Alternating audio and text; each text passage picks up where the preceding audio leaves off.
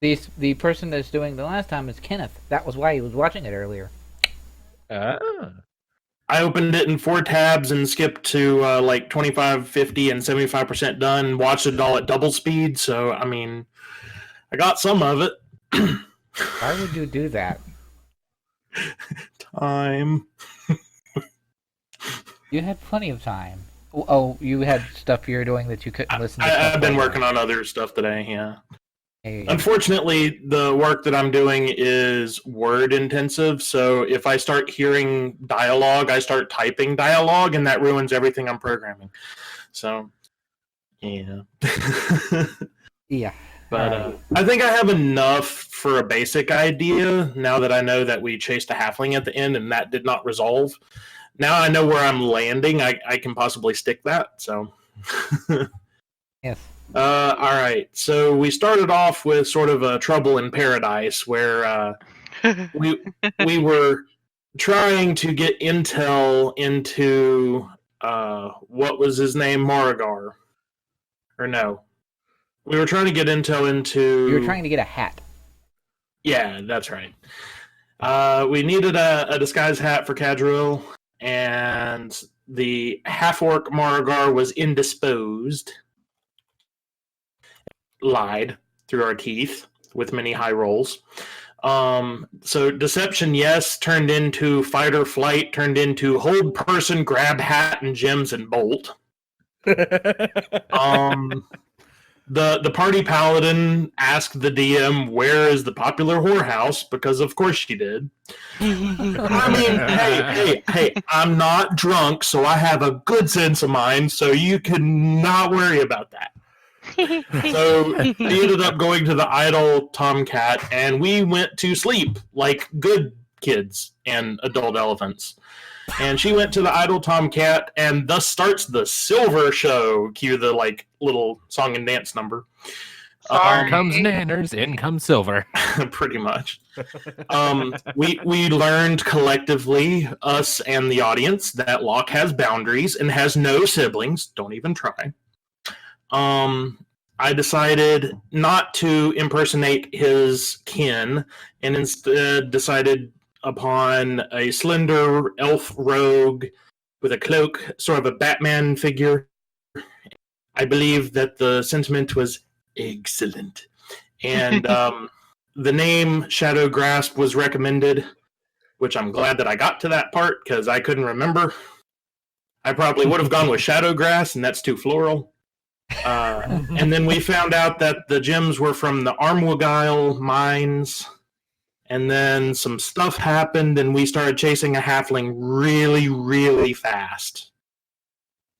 Yeah, sounds about right. Indeed. That's about what I got. That's a rather effective. That's a rather effective last time. Good job, Kenneth. All right. So, with that in mind, I did me with a little help from Kenneth, did some number crunchings and math and things to figure out precisely, based on how the halfling was traveling and how the elephant was traveling, how long it would take him to catch up, and exactly how far away he would be when he caught up. Math. Because, yay, math. And in so doing, it turns out that the halfling's blink spell lasts 10 turns, and the haste spell on the elephant also lasts 10 turns, because both last a minute. And the blink spell was cast by the halfling 1 turn before haste was, because he used Dimension Door on his first turn. And because of crazy math, it turns out that the elephant caught to the halfling in roughly 4 turns. Which means So that that's 24 seconds. Yes. Mm-hmm. Which means that the blink spell on the halfling is still going, as is the haste spell on the elephant, assuming that nothing happens to make Locke lose concentration. And with that amount of time, in 24 seconds, as you so articulated there. The elephant and the halfling went roughly 800 feet. Jesus. And that being said, that means that our more normal speed people are going to take several turns to go 800 feet. And doing the math at traveling 60 feet per round, that gives 13 rounds, roughly, that it's going to take before our wayward Furbolg and Paladin make it to the group. However, Young is in fact fast. Had she got the haste spell prior, she would have made it faster than the elephant would have, but she can't have Locke riding her. So, Right. That was the reasoning why I went with Cad. That I'd be able to stay on his shoulders and provide support while we waited on everyone else. That and you would have to keep distance close to where your person who's hasted for your spell to stay there. So, Wait, I thought it was a scroll. It was a scroll, but he's still concentrating on the spell. Yeah. Because haste is a once it goes away, I can't cast it again. Yeah, once it's done, I can't cast it again. Although, wait, I think I actually had more than one scroll of haste because I still have one in my inventory. You might have gotten multiples. You did get multiples. You got one from a treasure chest, and your mother gave you one. Right, so I have one more use of haste before I am out. Yep. And that being said, because Young is in fact fast, the rest of the group's going to take 13 turns, assuming they don't do any crazy shenanigans to move faster than 60 feet in a round. And Young is going to get there in 8, as opposed to 13. Neat. We should probably start a counter to keep track. Yes, we will, because everyone is going to be rolling for initiative for this combat, even though half the group is not in it. So, with that said, roll for initiative, everyone. All right. Do we get a battle map? Right. You need one of those. Right. Just use your imagination. There we go. Believe me, I love doing that, but no. We're not even on here, so. You are not on the map yet, no. So I can't click my token and actually give it an initiative. Oh, right. Hold on. Maybe just plunk them into one corner and have that work. Also, I got a 5. There you go.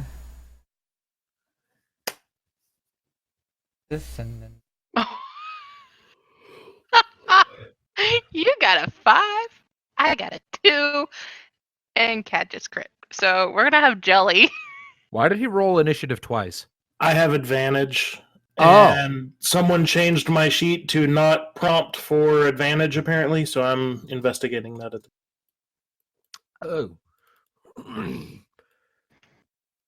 Yeah, I think that'll be in that little gear icon next to spells. You can adjust what it prompts you for from there, I think. Yeah, initiative style. Yeah. I'm on that. See it. It's going to be in the attributes section. Go all the way down to the bottom of, like, the abilities. Initiative style. Okay. Yeah. There we go. Thank you. I'm used to it usually prompting, and it didn't, so I was confused. But yeah, 23 initiative. Nice. Yeah. We're going to have Halfpint Jelly. And... I just realized what you were saying. And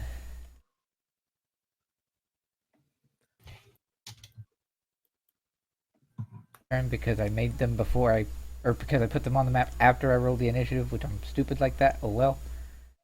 Hey, you said it, not me. And you can double click their 0 and change it. I'm pretty sure everyone has permission to edit their own. Yeah, you can. You're good. And you don't have a character sheet, so you're just going to do it this way. Boop. +5. Oh, fuck.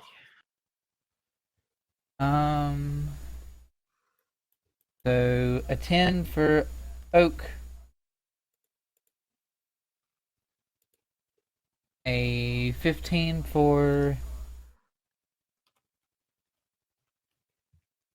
10 for Bozo Halfling. Boop. Thing. Also, I put a counter nearby so it can keep track of how many rounds it's been. Did you put a counter? On the same X's locks token. Big white letters 13/13 to be edited at will. I don't see that, but okay. It is literally right here. Oh, there it is. Never mind. If you would Pay also, I didn't have it scrolled over far enough. Also, if you would put in an 8 out of 8 as well. Right. Thank you. All right. What are So- the numbers for? 13. The 13 and 8 are other people getting here. The counters. Gotcha. Um, And who's getting here in what order? Assuming nothing weird happens because I know a certain someone has some spells that might make her faster if she decides to use Nope, them. not really. Oh, you're not gonna use them? Okay. No, because I only have 3, and technically, it's the same speed if I just did a double dash. Well, that's what I was counting it as a double dash for you to get here in 13 turns because that's why it's 60 feet to. Yes, but the thing is, If you do double dash is a full round. dash double dash does not take your bonus technically, and Misty Step is a bonus. Yeah. Dash is your regular action converted into an additional movement action, as I understand it. Right, and I thought you couldn't do anything after that. I mean, if it's a bonus action, you can still do that. So Yeah, no, I'm not wasting. Even for me to catch up at a distant thing, I would need to use 4 spell slots, and I only have 3 level 2s. fair enough. Okay. Do as you will. So, Yeah. the halfling in question at the end of last session, rather, he jumped away as Cad was attempting to grab at him, and now we have official combat as he is standing there, well, more or less terrified and really hoping that he gets a chance to disappear out of here. Cad, what are you going to do for your turn? Fuck him up, Elephant Man. Also, So you still have what a all lock on the yes? What all does haste grant me again? Let me pull up the rulebook because it's not actually listed in my spells because it is a spell scroll. I thought it was additional movement and then another action. Just additional movement. It doubles your movement. You have an extra attack action, or you have an extra standard attack action a turn, and it gives you +2 bonus to your AC, I think. Oh, give me just a second. Haste. Just one creature you can see within range. Until the spell ends, the target speed is doubled. It gains a +2 bonus to AC. It has advantage on dexterity saving throws, and it gains an additional action on each of its turns. The action can be used only to take the attack, one weapon attack only, dash, disengage, hide, or use an object action. When the spell ends, the target can't move or take actions until after its next turn as a wave of lethargy sweeps over it. Ooh. Okay, so I got you out might of wanna that basically speed ×2, +2 AC, advantage dex, and +1 action a turn, basically. And also keep track of how long it lasts. We would need a Ooh. counter for that as well. That would be. It has 6 turns left. I'll go ahead and just fill up my red counter with that. Since That I'm work? concentrating on it. Okay. So this guy was spying on us and was doing the blinky thing like the person who took my hammer and was threatening us before. So I think They weren't that I would threatening. do what? I don't think they were threatening. Well, I he had- mean, This person was just snaking up on us and then ran away when we noticed him, and so we chased him. So So, Okay. am I going to talk super fast and ask him what he's doing, or are we attacking him? You already talk kind of slowly, so I think you'll just be talking normally now. Well, I was thinking that we were perceiving him as a threat, and in chasing him, I would have seen that he was traveling in blinks and blops like the trail that led off with my hammer. Yes. I would easy probably enough to perceive him as a threat. Yeah, you would probably you would best to use non-lethal at the very least, so that we can interrogate him. Well, I'm trying to figure out how dangerous I think he would be, because that's going to be the logic that dictates if I rage.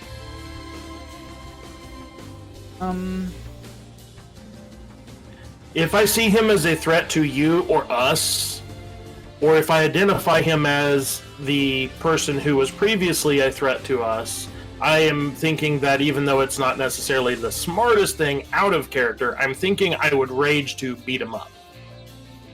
Because I'd be doing it to protect. Right. Yeah. That seems reasonable.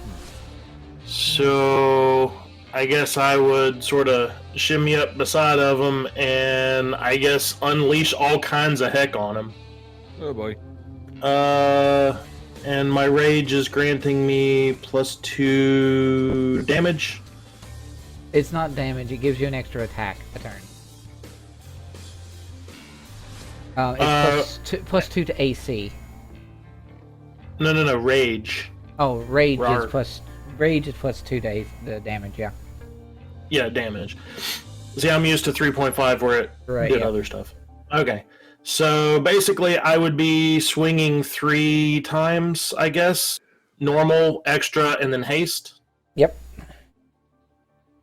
So... And I would be fighting pretty recklessly, so they'd be at advantage, yes? Yep. 23 will hit him.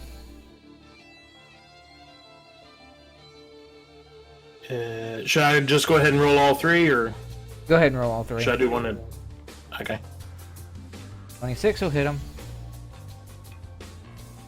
And 22 will hit him. So that's 3 hits in a row. Fuck. Awesome. And they're all +2 from rage. Okay. I just click it and add 2 to the... So... 20, 31, 37? Alrighty. That hurt. Yeetus deletus, I believe.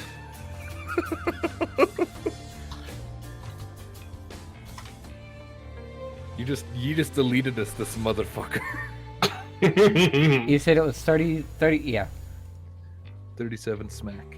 37 smacking damage. Ow. Mm-hmm. Ow, ow, ow, ow. Wow. Okay. Oh. The Young's thingy goes to 7 of 8 because her turn passed. That it? And then we have the mage. Ow. Holy crap, ow. You do to... Yes,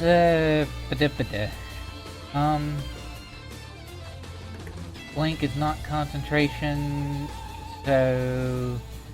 Yeah. You see him... Like, you beat the ever-loving crap out of him, holy crap. And then he's just... It takes him a second because he looks up at you and then he realizes who you are, keeping in mind you had your hat of disguise until combat happened. Yeah, this lithe, graceful wind of doom whoosh comes up and unleashes the smack on him. And then turns into a huge pissed off elephant man. Yes.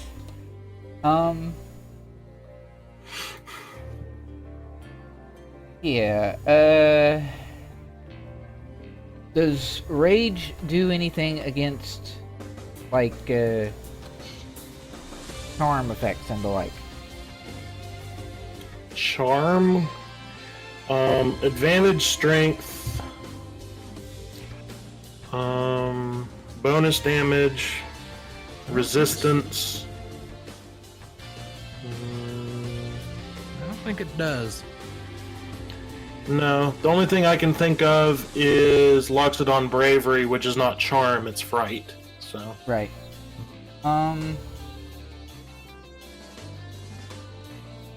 Okay. So... Oh, and because I raged, wouldn't my ancestral peoples be swirling around him and such? Yes. I forgot that's sort of a passive.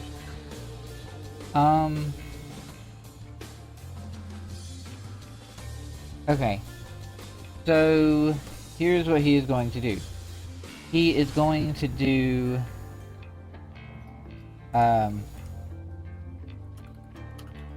So, he is going to spend...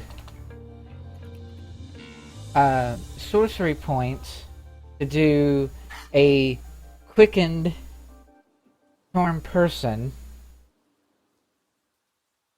which you then get a wisdom save on. You would have advantage on it because you're in combat, but he is going to use a luck point to give you disadvantage. Jesus. So that it turns down to just wisdom straight roll. Now, you say he uses a luck point. Is that different than lucky? Actually, you're right. I thought lucky was you roll an additional die, or you You would re-roll it. You're right. Yeah, just go ahead and roll it with advantage as normal. Okay. And you said it would be just wisdom directly? Wisdom saving throw. Which for me is the same. So you said advantage? Yep. 19. Yeah, now luck point, make another roll. But I'm lucky, so I don't have to. Is that how that works? Lucky can't be spent on... 2 luck points cannot be spent on the same thing. So when a second point is spent, they cancel each other out. Yep. Okay. So you resist his charm person, you sort of shrug it off, and he used a quicken spell to do that, and he is now going to use his actual standard magic to sort of whoop whoop whoop whoop whoop and Misty Step the heck away from the big elephant man. He goes this away because he doesn't want to technically go all the way to the forest. He's going over here. Then, is there any sort of reaction to that? no, because Misty Step counts as a spell and doesn't provoke attacks of opportunity. Okay. Is Blink... Double check Blink. I believe it is 11 or higher, and... yeah, he's going to use his last luck point to re-roll that. Okay, yes. So he has no luck points left. Hooray. Because he used one at the end of last session. And, Blink spell's still active. Poof, he's gone.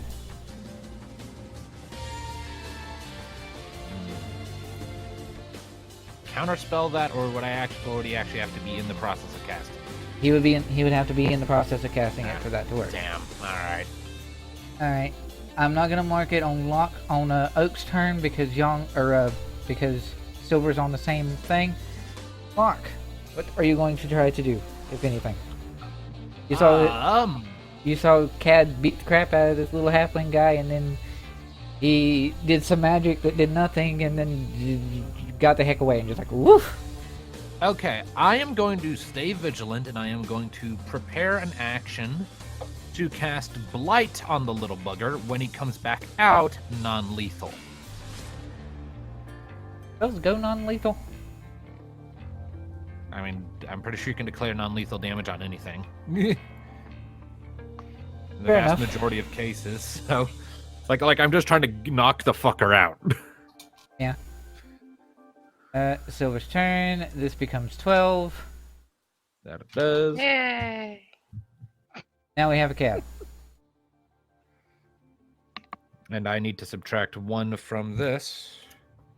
Online, the first thing that I came across, only melee attacks in 5e are able to deal damage required to knock out and automatically stabilize the creature. Mm. I mean, it's up to GM if he wants to change that, but that was the first thing I came across. Hmm. Spells and spell-like abilities are not typically melee. I mean, I generally house rule it that within a certain degree of reason, you can declare non-lethal on basically anything. Is generally how I house rule it. I mean, like, Yeah. if you, like, cast, like, a fireball spell on someone that causes an entire room to collapse on them, you can't declare non-lethal on that. But, yeah. Is Blight like a poison or something like that? Blight... It's necrotic damage. So you Like- kill like off it- just it- enough of their cells. Yeah, it drains moisture and vitality from the target. Alright. So, what are you going to do, Cad? So, do I have any way of finding which direction he blinked to? Do I see him anywhere? Nope. He is currently not in this plane of existence. So my rage ends and I'm now tired?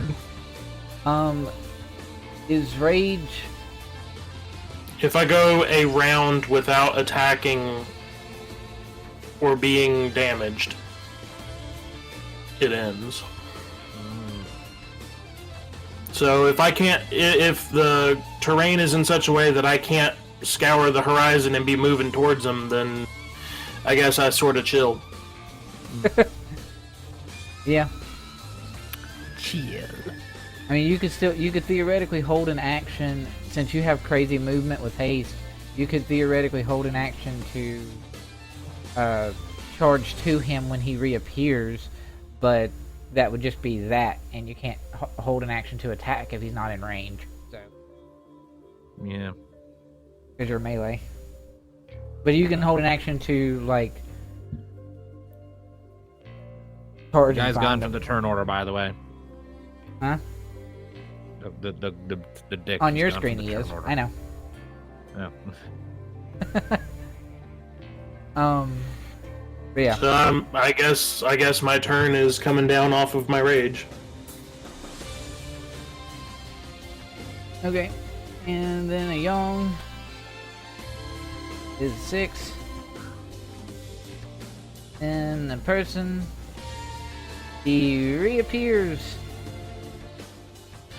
right here. Blight, boom. Okay, he needs to make a DC 14 Constitution saving throw. Takes 8d8 necrotic damage if he fails, half as much if he passes. Oh, also, and then for his,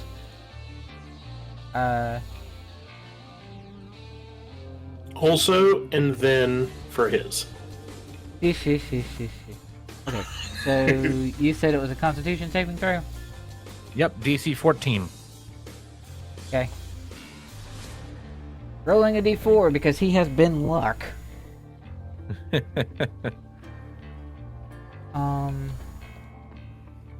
Or... Yes, he made it. Half damage, roll your damage. Hey. Is 19 damage in total. I applied the divide in half modifier, as you can see there already, so 19 is the damage. you did. Ow. Wow. Okay. So you said I'd be able to charge and smack him, but not a full round attack? I think you can just charge him.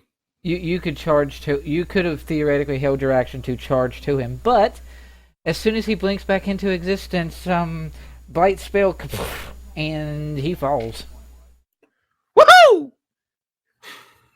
By the way, Brian, Yes, you're wanting to deal non-lethal damage with blight. if possible, if you will permit it. It doesn't matter if I wanted to prevent it or not, because you rolled exactly his remaining health. All right. So he's unconscious or dead. Your pick. You drain the life force from him, and it's not that's not a killing blow was not a lethal blow, and by all accounts, when you do non-lethal damage, with a standard melee, you can hit somebody with a sword and then hit somebody non-lethal, and they're still not bleeding out, because bleeding out is what's all about. You're slowly dying. So, Right. You drain the life force from him rather than deal concussive damage or deal like a melee hit. If you had hit over his remaining health by 1 point, I would have said he would be slowly dying from unconscious. But you knocked him at exactly 0, so he is unconscious and not dying. Okay. That's a good compromise. I like it. Yes. Do we still need the counters? I don't think we do. At this particular point, no. Okay. It's whatever you guys want to do for the remaining Just over however a many minute. seconds of haste there is. I mean, we could run back towards them. Like 30 seconds. You got like half a minute of haste left. I mean, you could. So, you said that the mage person was a halfling, right? Yep. And Locke is currently balanced and holding himself up on my shoulders. Yep. Yes. Piggyback riding off of you. So I'm sort of imagining a maneuver like swinging this away and picking the unconscious halfling up under one arm like a football, and then darting back towards where we came. That seems reasonable. Alright. So, everybody else is charging towards the combat as quickly as they can. And we have he's been called a ninja many, many, many times. I don't care if you don't like it, Brian. Young is Naruto running and goes halfway past him. He's like, wait. Like, oh shit, they're back. And then suddenly tree. Yeah, Suddenly true. She sees you. She's running forward. She sees you. She turns to look and then realizes tree. Goes to stop. Kicks against the tree. Does a backflip and turns back around. Locke holds up a sign that says 8 on it. And then we have a silver and an oak coming as quickly as they can. Oak being the not so. Wait, who has the better con? Cat or oak or silver? Probably silver. Two and a. Oh, their con's the same. Okay, never mind then. But yes, we have a silver and oak slowly making their way to join up with the rest of the group as Cat is holding an unconscious halfling. Hey guys. And also at this particular point in time to cover the distance in between, this is probably the moment since the combat has been appeased and everything that Locke drops haste. Yep. I mean, it just runs out of time. By the way, Silver was the last to the party, so to speak, right? From speed. Both of them speed was about the same, so they got there at about the same time. Okay. So when I see them approaching, but long before they're actually in earshot, I kind of want to whisper to my my shoulder buddy, the the last time that I was holding a little dude, you got frightened by our friend. Should I maybe hide him or do something different? That is entirely up to her if she wants to go lopping heads off again, which I don't think she'll do that unless there's a reason for it. So, Okay. if this guy loses his head because of her doing spooky things, which I've seen now, it won't be as scary this time, but if it does, he'll deserve it. Are they Okay. having this conversation right in front of me? No, No. We were having that conversation as we were approaching. Okay. And then immediately after the conversation's over, haste ends and Cad just from the haste effect running out. I'm just going to allow myself to slink down into a cross-legged position of meditation on the ground. I imagine I can still remain upright and support Locke. Oh, yeah. Yeah, it might just tilt let a it- little. You might tilt a little bit to one side, but yeah, it's just like the leaning tower of elephant. Well, it's okay. I have a movable counterweight in my arm, so I'll just move the halfling a little farther out to straighten up. Whoa there! I think I'm gonna hop down and let you rest your shoulders a bit. Ah. Sorry. You're not that Oh, you're slow. fine, you did You're fine, you did great. You're lethargic, not slow. It means like really tired, low on energy. Cadriel's normally slow and deliberate in his speech, so being lethargic on top of that, are you really telling me he's not going Fair. to That's a good point. Besides, it's adorable. Yeah. Look, like pat you on the tusk. Oh, you're doing fine. Good job, buddy. Turn back to the others and- Yes, you did. I'll point at the halfling and look to the others. Look what we caught. I sort of hold him up beside of me. Is he dead? He probably wishes he was. I almost killed him by sucking all of the moisture out of his body, but he's alive and not dying. So, silver linings. I give his limp body a gentle shake while I'm holding him up. Okay. I'll take him. Says Oak. Oak's not quite as strong as you are, but Oak can hold him just fine because halflings are small, and so, And he's I mean, Oak, a furball doesn't have powerful build like a Loxodon does, unfortunately, but it's fine. Oak can support his weight just fine. Did I even prepare my spells? You didn't use any spells, so you could totally prepare your spells No, now. if I you want. actually do have this spell prepared. Okay, never mind. So Oak just sort of looks over him for a minute. Okay, wow. That was a rather precise shot with Blight, I guess you said, because he doesn't. Okay. So. Oh yeah. When I shook him gently, did he jingle?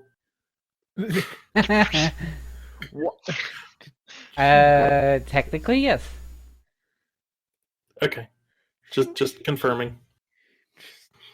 He does have quite a bit of stuff on his person as far as like potential items of interest and things that if you guys was to decide to search him, which your friendly neighborhood rogue is already thinking of doing. I was gonna say get his components pouch if he has one. Any weapons? Shoo. Well, Break his The weapons- fingers. the weapons part is rather simple. He's not holding any kind of weapons, contrary to his picture there that has a staff. He's actually not wielding any weapons of any kind. And as far as on his person, he has. See, what was it?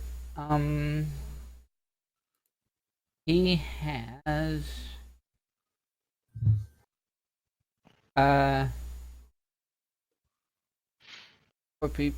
He has 20 gold. a single platinum piece. And he also has a very, very pretty blue gemstone.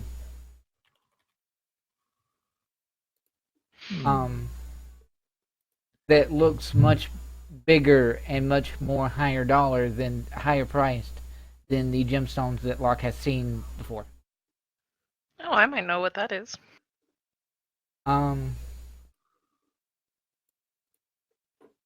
It's like an azure sort of blue, as opposed to like a sky blue. It's a sort of a deep blue. And Young and who I'm assuming Silver probably would help to search through his body to find stuff. He's unconscious and in somebody's arms. I'm not gonna make you have to roll a thing to search his pockets. Theoretically, Cat could just hold him upside down. But yeah.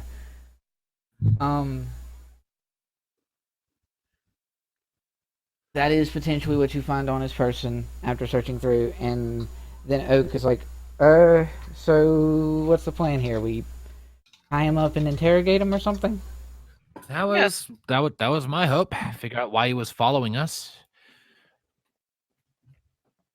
Okay. Anybody got any rope? I think we all have a little bit. Yeah, All right. I have rope. I don't. That's fine.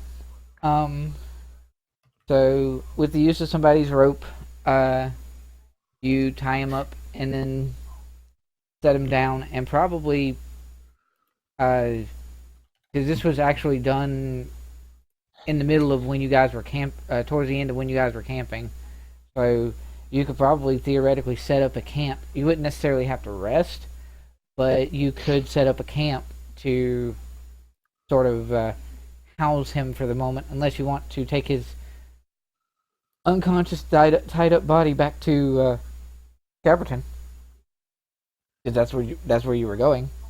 I say take him back to our campsite. Yeah, go back to camp. Okay. So you carry him back to your camp, and I'm assuming he's probably tied up and gagged. Yep. All right, and yeah. So So how are we going to do this interrogation? yeah, that's a question. Not sure. I mean, this is Yong speaking up. I mean, he's a mage, so gagging him would be important, but one, we also had the one halfling from before that like exploded and almost killed Locke. And then at the same time, feeding him. At the same Instead of, time, like, the split second stuff food. Yeah. At the same time, there's also that element of we don't know what he's capable of. I mean, did he do any sort of crazy spells when you guys fought him before? He blinked and he tried to do something to Cad, but he was able to shake it off. I can try doing my awakened mind thing with him. Talk to him in his head so that we don't have to take off his blindfold. I also have an idea. You can speak to him in his mind, but if you're worried about how to gag him, I do have a sealing wax. You could seal his mouth shut. I'm not sure that would be the work. best option. That's good for like sealing envelopes. I don't know if it's really good for sealing mouths.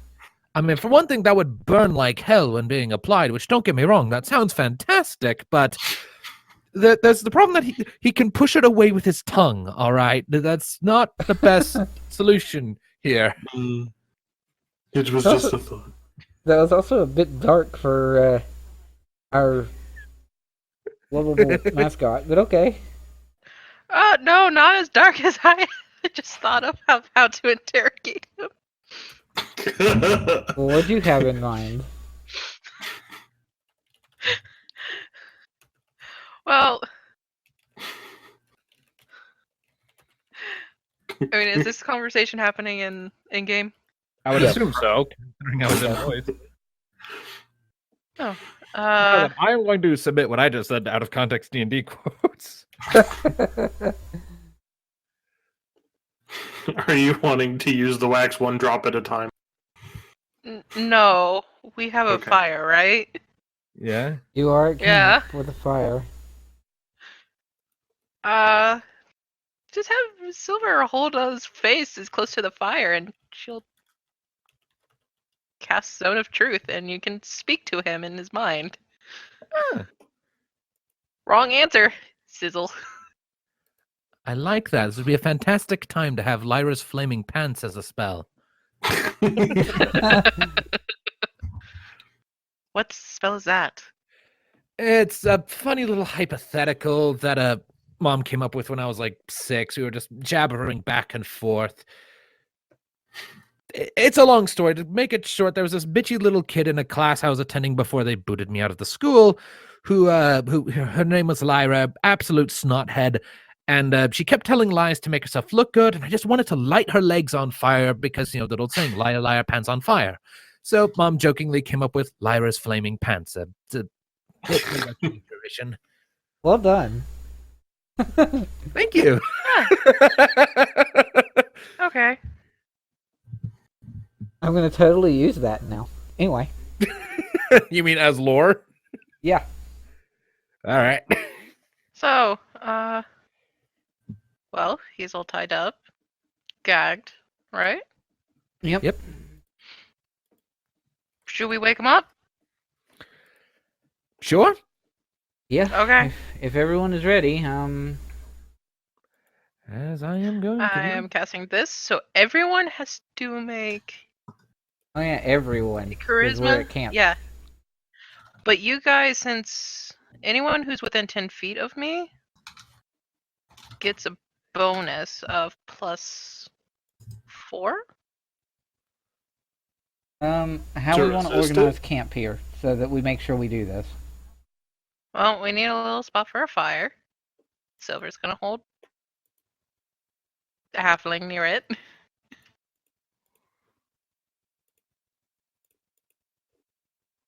Spell. So have one of these. Boop. I'll do. He is here. I'm assuming Silver is holding on to him. Yes. Locke is probably relatively close by. Cad's close by to keep track, and then yeah, something like that.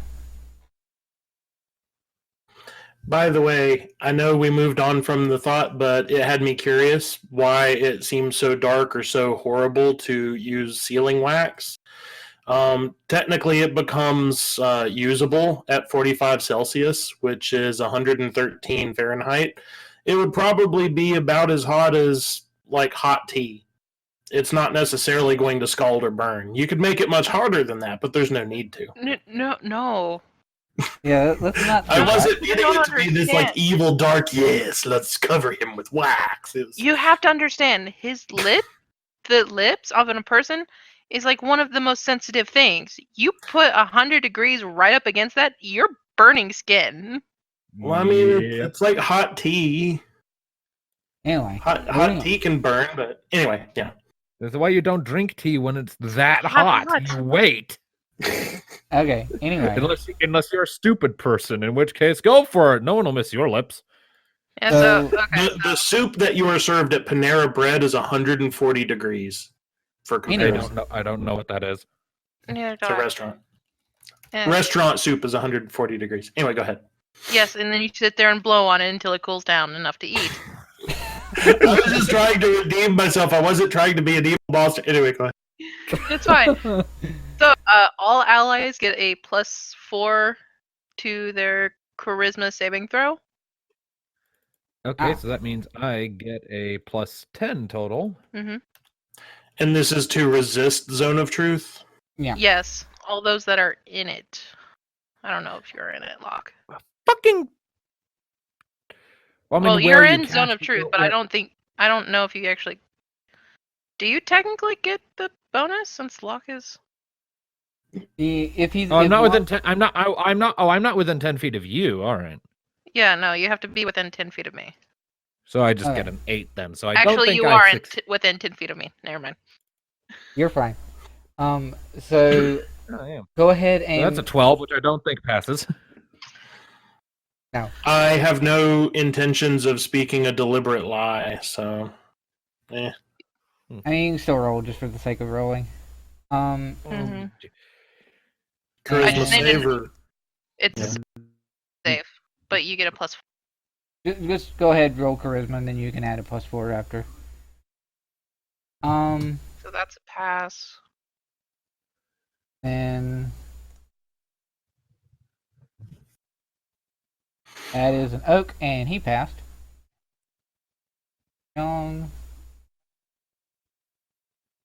He did not.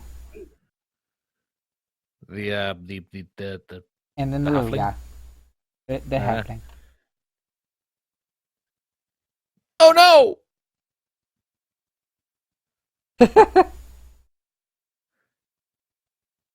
Seriously? I think that. Well, I mean, it's charisma, and he's a sorcerer. It makes sense. Still, Um, can he get disadvantage because he's unconscious? No, we're waking him up, and then she was casting Zone of Truth. I thought he we were would gonna be wake him up awakened after the before spell he was gets. cast. So yeah, you know that the Zone of Truth didn't work on him, because you can tell that whenever it thing. But it did work on Locke, and it did work on Young. Joy. The more you know, sparkle, sparkle. So basically, everyone else. Except who he wanted. Yeah. Oh, that's fine. You swear you see an eyebrow twitch. All right. So he is woken up, and he is very close to the fire, and he is immediately trying to struggle to get away. Which, yeah, no. No. I'll go ahead and awaken mind, form a link, and be like, I would relax if I were you. Trust me, struggling right now, not a great option. And if you comply, we're not going to hurt you. Of that, you have my word.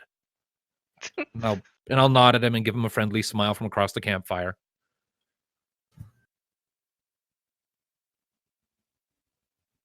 You are Locke. Yes. That Oh, is real quick question. Yep. Since Silver is holding him against the fire, do any of us get an intimidation check? I mean, it would be mostly Silver, because she's the one holding him. Okay. Wish me luck, guys. Maybe he might tell the truth of this. Would it be advantage since we basically have them surrounded? And You would get next to a advantage on it fire. because others are helping you. Yeah. Hey, we're all looking tough. 17. All right. 17. Alrighty then. So, yeah.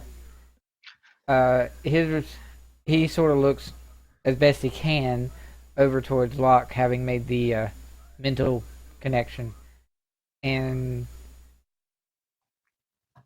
as if he's not actually too. He doesn't like being held down, but and he is sort of intimidated by the scary elephant and furball giant and This insane woman. potentially insane woman, and yeah, that part is scaring him. But other than all that, he is very much business oriented, and he looks to you and says what he said earlier. And you are Locke, yes? That is a name I happen to go by. You match the description, and I heard that you helped him escape. Look over to Tab. What's it to you? Nothing to me. It's more to my boss. And if he finds out that you've burnt me to a crisp, he wouldn't like that very much. Well, I mean, be nice and we won't burn you to a crisp. We're not murderers.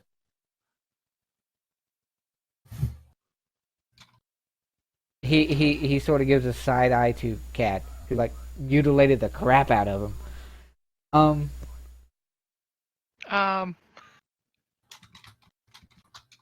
And remember, Wait, wouldn't Locke have a hard time what do you mean hard time? saying that we're not murderers? I mean, I don't perceive us as murderers. But Locke killed a kid. Yes, but They're that's not murderers.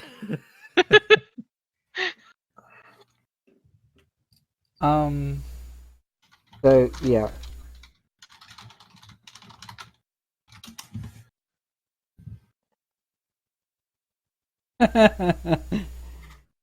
All right.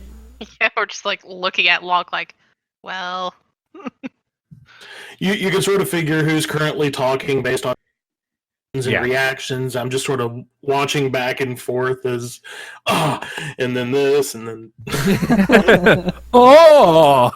it's a dramatic debate. All right. Oh! So, Right. Can What's I your perceive name? who's winning the debate?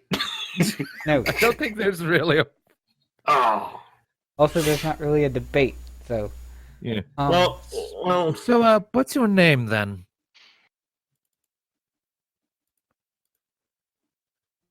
he doesn't sigh. I did as GM because he has a very fun name, and he himself is proud of it. So he says it proudly. Wick Weatherby, All right. which is this insanity.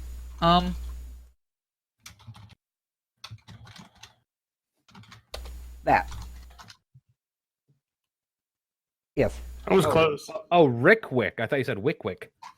No. Rick Wick Weatherby. Is there an R after the W? Rick Weatherby? Rick Wick. Oh yeah, there is an R after the W. So it would be Rick. I was saying Rick Wick Weatherby, making the R silent. So yours is closer, and yours is actually identical to what I was saying. But I'm anyway, just going to call you Riddick if it's all the same to you. I'm joking, by the way. yes. Riddick. No. And your boss? My boss's name doesn't matter. Matters to me. Well, I'm a spy. Do you think it would really benefit someone to know who my... You think I would be in a good position if I told those I was spying upon who my boss is? I mean, you're not a very good spy. One, we caught you. And two, you're already in kind of a bad position. You're being held over a fire. I gesture at the fireplace. Silver slowly lowers him down an inch. And I can get away anytime I want. Is he bluffing? Can I tell Roll- if he's bluffing or is he roll confident in insight. that assessment? Roll Okay, insight. let's see. 14. Based on what you can tell from insight, yeah, he seems to be utterly believing what he's saying. He's staying here right now, but he fully believes that he can get away anytime he wants. Well, maybe you're right about that. Then again, maybe you're not. Hard to tell. Not the point, though. You want to know why I was following you? It would be nice. He looks over towards Cad. You let him go. Yeah, makes sense. Although why he was stocked up in a cell doesn't. I was not privy to that information, so I actually agree with you on that. I don't know why they would lock up a Loxodon, though. Apparently he read something he shouldn't, although he doesn't know what it is. I mean, running by that same thread of logic, theoretically you could chuck anyone in a cell by telling them, you did a bad, and they're like, but I don't remember what it was. Tough luck. Not even a trial near as I can tell. No evidence brought forward, just in a cell. And that is hardly due process. No, it's not. He seems amused by what you said. Oh, well, at least you find me entertaining, so that's a good start. Do you like your boss? Like, do you think he's a good man?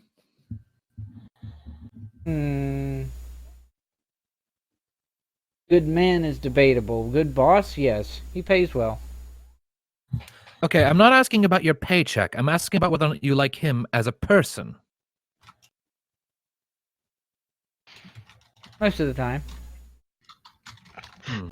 I think Silver at this point is starting to look a little bored. Do you accidentally start to drop him into the fire, then real quick snap him back up out of it? Oh, sorry. I think you ought to talk to your friends. This telepathic conversation is getting boring to your whoever that is. He says as his hair gets almost into the fire, and he's like, nah.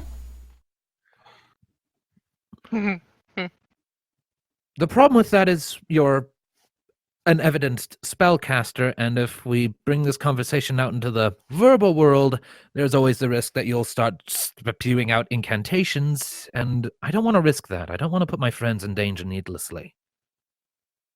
So unless I can get some absolute assurance that that won't be a problem, then I'm sorry. This link is staying the way it is. I don't want to hurt your friends. And like I said, I can get here get away anytime I want. Your gag is pretty pointless for a spellcaster like me. Is he lying again? Or can I tell if he's bluffing about that part? Insight. Yeah, I'm being critical as fuck about this. Another 14. Seems pretty forward about it. Not a bluff. This spy seems to know his crap, and it might be possible that he has been put into this sort of situation before, so he knows he has some tricks.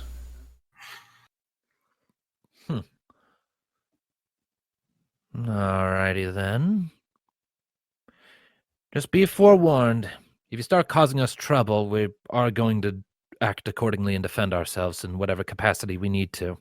So just keep that in mind. And considering how quickly we knocked your ass flat out earlier, I don't think you want to risk that.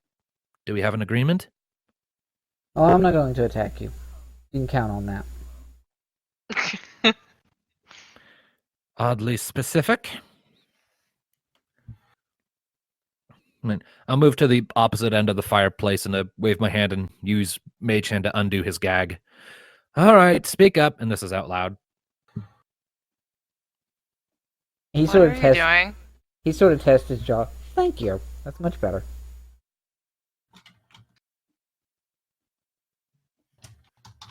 Wick Weatherby, how are you, Miss Crazy ASMR Dragon person? She squints at him and just like lowers him even more into the fire. Her name is Silver, not Crazy Lady. Touchy. No, he doesn't get that name.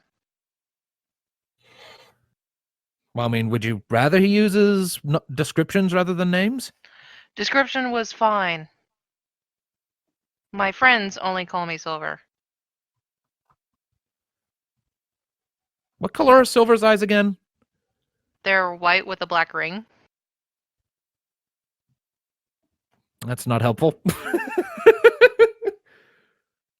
He's silver. You just asked. He has silver What color? scales. Yeah, black hair, silver scales, freckles. You asked. Alright. Well, anyway, you asked what color her eyes were, so. Yeah. I was hoping they were like blue or something. So I was like, okay, then just call her Blue for now or whatever. I mean, anyway, he was very much had a smile on his face as he tauntingly said that, and then you put his head closer to the fire, and he's like, up, okay, touchy, okay. Yeah, let's be polite about this, all right? There's been enough ass kicking for one afternoon, and I'm tired, and I don't think any of us are eager for another fight. They're nasty and rarely solve anything productive. Rather motley crew you have here. Not sure how to take that. So, I take it you all wanted to get a chance to speak to me rather than your telepathic friend over there. So, speak up. He would cross his arms if he wasn't still tied up, but he's still tied, so. And I relay to everyone the contents of our conversation so far, also, so that they're all caught up. There were so many points where I could have put him near the fire and scolded him a little bit to like encourage proper answers. Well, you have that She's chance now, critiquing because your interrogation. Well. I didn't want us to come off as being, monsters or anything like that, so, wait, we've done enough of that. You said that he was, and this is Oak. You said that he could get away anytime he wants. That's his claim.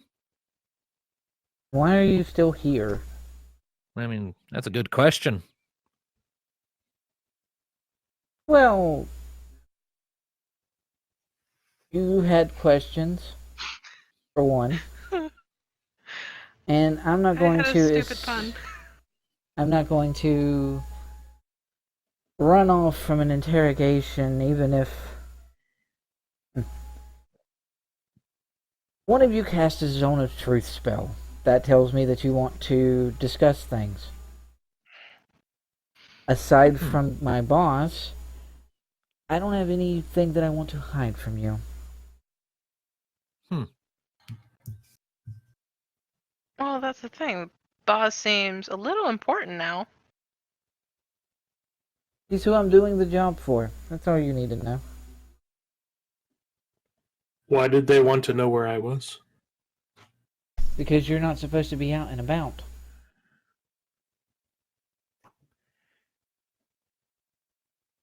Something about being. So here's my question. So here's a question from me then. Were you following us to merely observe, or were you following us to attack, to assassinate, to gather intel? What was He your... said he was a spy. Spies can kill. Oh, I'm not very good at it, but yes, I can.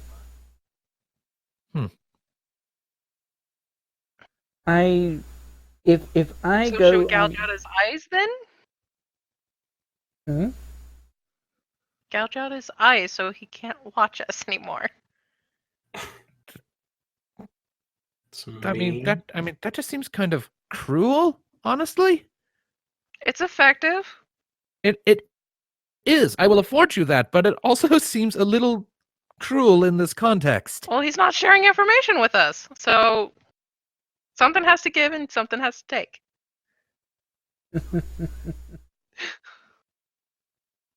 You are brutal when you want to be. You know that? I'm not happy that he's not telling the truth. But you were the one that cast the Zone of Truth spell. Shut it. I see. Okay. Yeah. Don't correct the nice lady. She will rip your nuts off.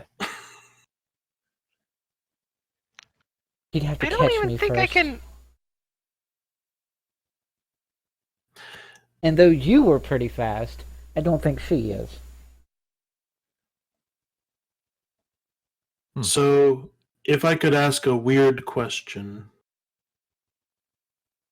If you had not been captured by us or noticed by us, how would you have worded your report on us?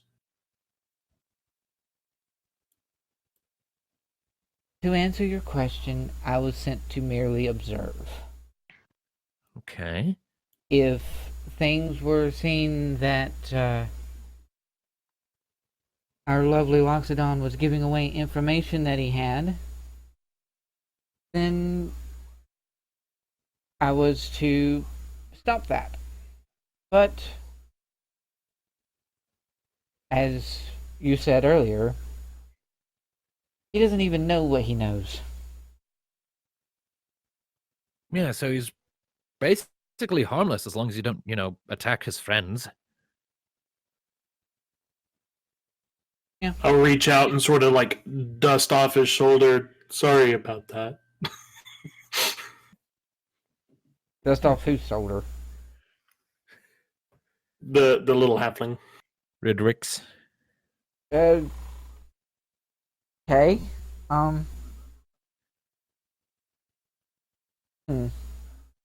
Bottom line is, Cad's a nice guy. Like, really nice. I'm scared of most things that are taller than me, but I ride on his shoulders. I think that speaks volumes about how gentle this guy can be. So, I think it's probably safe for you to just let this go. Yeah. You're probably right. And as far as wanting to know information about my boss, I think you already have someone who might know a thing or two. And just with that info alone, you guys might be going in the right direction. And at that point, when he mentions that, he's looking and staring Oak dead in the eye. And then, blink of an eye, quick spell cast, poof, he's gone. I quickly do my instant detect magic thing and look around to see where he went, if I can spot him, a trail, Wait. anything. Did he just... Wait, what spell did he do? He did a quickened dimension door. Which would be in bonus action. It would be bonus action for how long it took him to cast it. Yep. Can I think I have a spell slot left. Can I counterspell that, or is it too fast? And that doesn't have components? So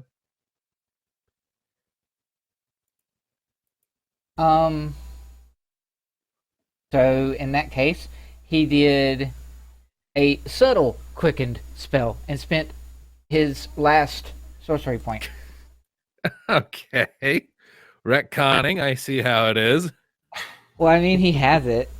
He would know. He would. I didn't think of the fact that yes, he wouldn't have his component pouch. He would have known that. So that's not necessarily a retcon on his part. It's a retcon on my brain because I didn't think of that element. Right. Wait, a subtle? Subtle. Metamagic. He was tied up. It eschews materials. He was tied up. Yeah.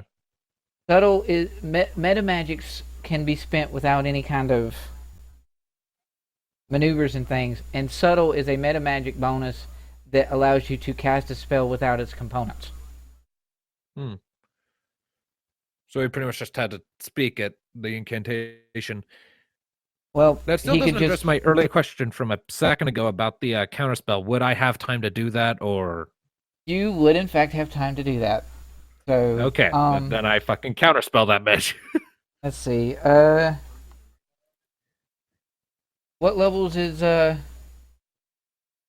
counterspells for without you having to roll?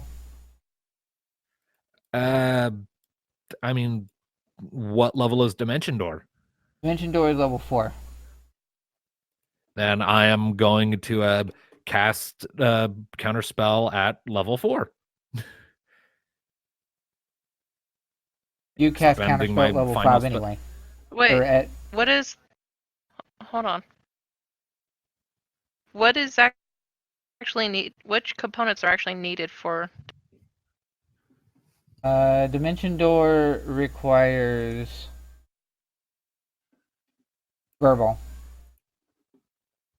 The Just dimension verbal? door. Just verbal. So he wouldn't even have to do subtle. No, he would. Yeah. He would do He quicken, needed but subtle to get. he was That's the ungagged. thing. He can only pick one.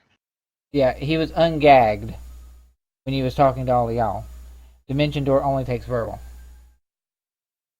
So even though he doesn't have his component pouch would have been for the physical components. Right.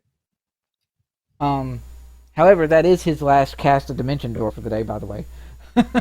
And I do believe and counterspell stops it. Yes. Click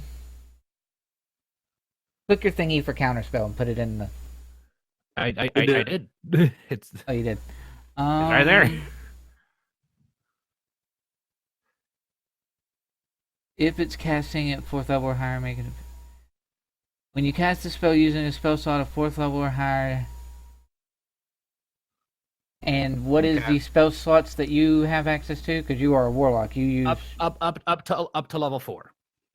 Okay, so you would be using a 4th level spell slot to cast it. Yep. Okay, then yeah.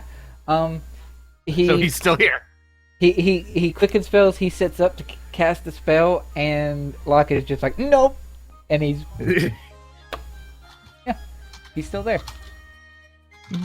Gag.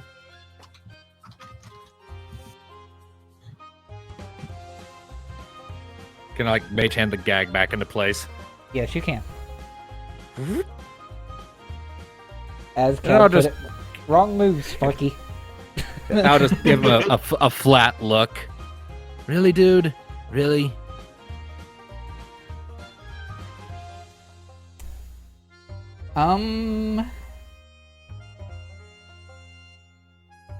Yeah, he doesn't have a whole lot of health. And he just attempted to do Dimension Door, which you then interrupted, and now he's still here. So, Does he look alarmed now? he looks to you, and you've mage handed the gag as he's come back, and I reset What? up the Awaken Mind link. Just cursing in his head. seems like you have some tricks up your sleeve too. Have to. Wouldn't be alive if I didn't. Well then. So, what happens now? You've got me. I can't leave now. Oh, good to know.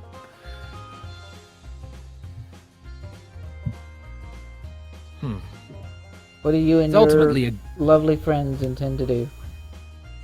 Well, I mean, you're a spy, so we can't really openly talk about that with you, much like you can't talk about your boss. There's a lack of trust there, you know. You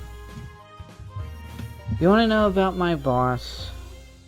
I would love to know about your boss. Even if it's just something that even common people would know, would give us something to go on to judge whether or not he's hunting us needlessly. Talk to your furbog friend. You might know him. I give Oak a look. So, do you know this guy's boss? I point at him. What makes him think that I would know his boss? I don't know, he just keeps suggesting that you know his boss. Would help if we knew a name. Wink, wink, nudge, nudge. Woohoo!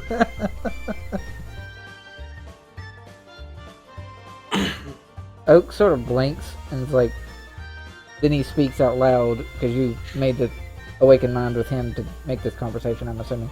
That part was out loud. I'm keeping my Okay. awakened link on that guy. Okay. Is your boss Noro?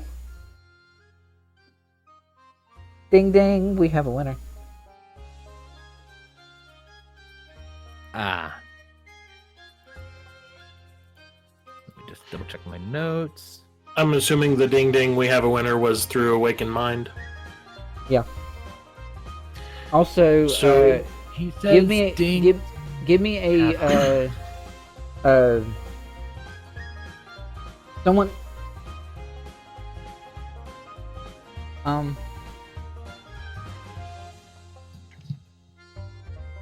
yeah. So what are you're looking through your notes? Yeah, I just did, just to make sure that I was remembering who Nora was. And then I'll repeat what the guy just says, like, ding ding, we have a winner, he says. Go figure. Would I know Moro? Roll wisdom. I think it would be a history, wouldn't it? Or it's for CAD specifically, it's well, you could choose to roll history or wisdom, either one. Whichever one's higher for you.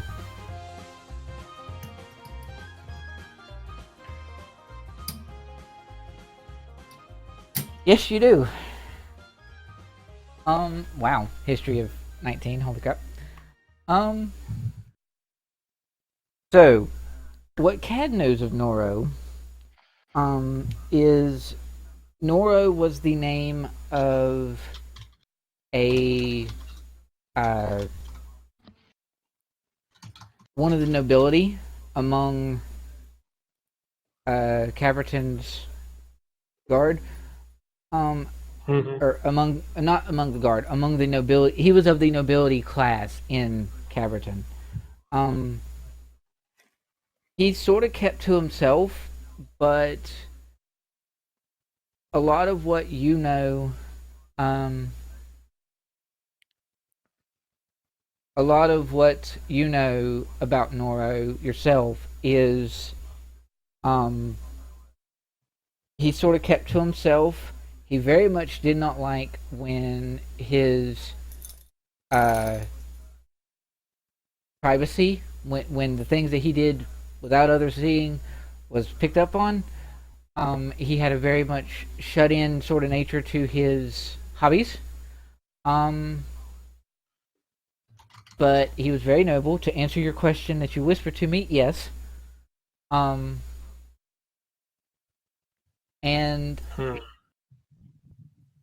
you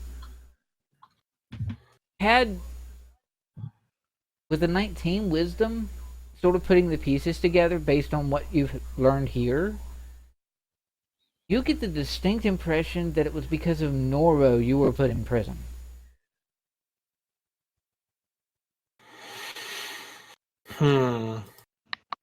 So I'd like to dig through my books from the prison, and any book that mentioned or may have belonged to Moro, I'd like to get them out. And that's Noro with an N. Oh, Noro. Okay. Yeah. Gotcha. Bad articulation, sorry. That's my fault. No, it's okay. Yes. So what, in a more direct manner now, what book or books would I possibly have, and would they have belonged to him, or would they have spoken about him? You have a book that had his name in the like in margins or in the front cover or something like that, that implied that perhaps it belonged to him at one time. But it was rather old and sort of discarded-ish. And it spoke of, like, sort of extraplanar magic-y things. To you, Hocus Pocus. Yes, to you, Mr. Elephant Man of no magic knowledge, it was... Magic is totally a thing. You see it every day. Extra planes don't exist. There's only here. Yes. And then you have a few, like, of your more governmental books will mention his name as part of the like nobility class. You have a book that talks about, like, all the different higher ups and what they're supposed to be like in charge of and things like that, and he was, um,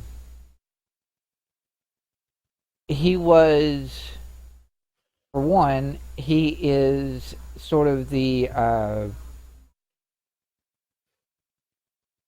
I don't know if this particular term would be true among, the, medieval time period, but he was as a noble, he was sort of a high-priced mortician. Okay.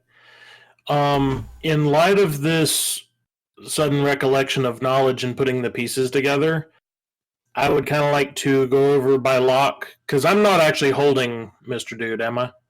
No, it's silver. Okay. I'd like to go over by lock and have my back to them and sort of gesture to him to take a step away so I can sort of discreetly whisper to him. Yeah. So, yeah. Noro is of the noble class, and I reach into my book. I reach into my book and pull out a bag. I reach into my bag, pull out the book that had his name in the front of it that was really old and worn, heavily worn. Yep. I hand him the book, and please be careful with it. My original intention was to reread it again and then return it somehow, but this has his name in the front and it's really old. I don't know if it'll be useful, but yeah. Can I make a quick history check to see if I know whether or not necromancy is illegal? Roll history. Okay. Or would it be religion? I mean, it would be the same either way. It's religion. Okay. It's religion to know if, like stuff about necromancy and things, but it's history because he's specifically looking for whether or not necromancy is illegal, and that's a law thing. Gotcha. Okay. With a 16, necromancy is in fact supposed to be illegal. Okay. Right. Also, as this is going on, Yong is going to move, since she's also not holding him. She moves over this way towards Oak, unless Silver stops her so that he's not surrounded anymore. Okay. No. Okay, I'll look this over later. I'll pass the book carefully back to him, and then return to the campfire.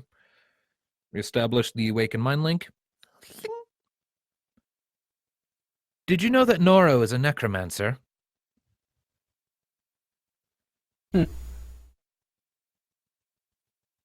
I suppose your little elephant friend told you that, huh? He did not. I've met him. Oh. Yeah, he tried to kill me and my friends with a bunch of undead monstrosities. And I'm pretty damn sure necromancy is illegal. Do you happen to give a damn one way or the other about the law itself? Well, a law exists for a reason, and no, most others did not know that he did that sort of thing. I was not aware. And does that change your perception of him at all? No, at least not in the sense of...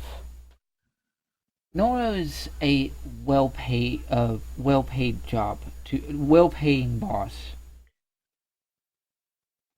The coin and he is also a well-paying boss, perhaps. Absolutely insane and dangerous, yes, definitely.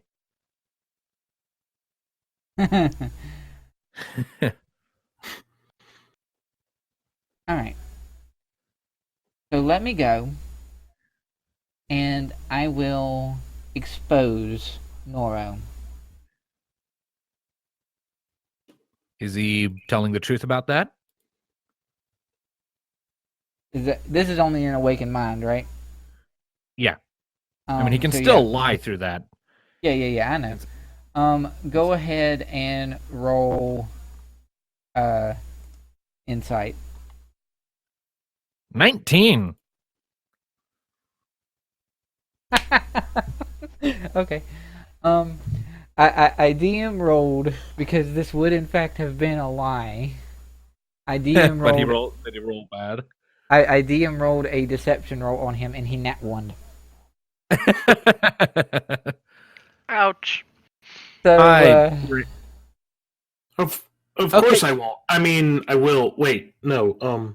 Okay, now you see, a lie generally works if there's some build up to it. When you just blurt it out the moment you spot a window, it's rather suspicious and easy to catch. So nice try, but terrible attempt. So what do you intend to do with me now?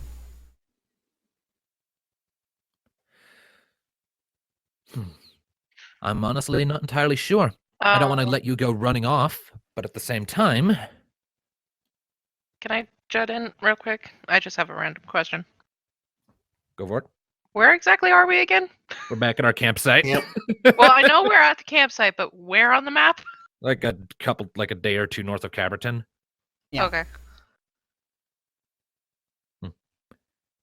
Yeah. What do you think they would want to find out? What was that? What do you think they would want to find out? Like, would they be happy if they found what out about me?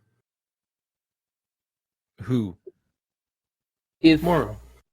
Oh, Nora. Noro was only well, he's gagged. Never mind. Right. He can awaken mind it to me. Right. Nora was wanting to be sure that you were not giving off information about him. However, if you, he looks to you, Locke, if you already knew about his hobbies, then giving information to you is strange. He may be slowly losing his mind more than he was before. He lost it a long time ago if his journal is anything to go off of. I've read the lunatic's ramblings. Interesting. That seems to be what he was in prison for as well. Well, fate sure seems to have a weird way of tying threads together, doesn't it? Indeed. Well then, I'll look up to everyone else and convey the situation and then, so what do we want to do with him? You seem to be the moral compass of this group. He looks us over. Oh wait, what? Yeah, he awakened minds to you still, but he looks up to Silver when he says that. Right. She just like snarls at him when she looks at him. When he looks at her. Right. He theoretically got what he needed to know. He found out that I'm not a threat. I don't know what I know. I try to be a moral compass where I can. I did enough bad things in the past, and now I'm trying to make up for them.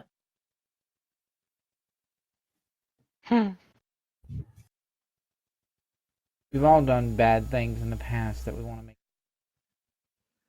Some of us try harder than others. And for me, it's pretty much the big thing that keeps me going.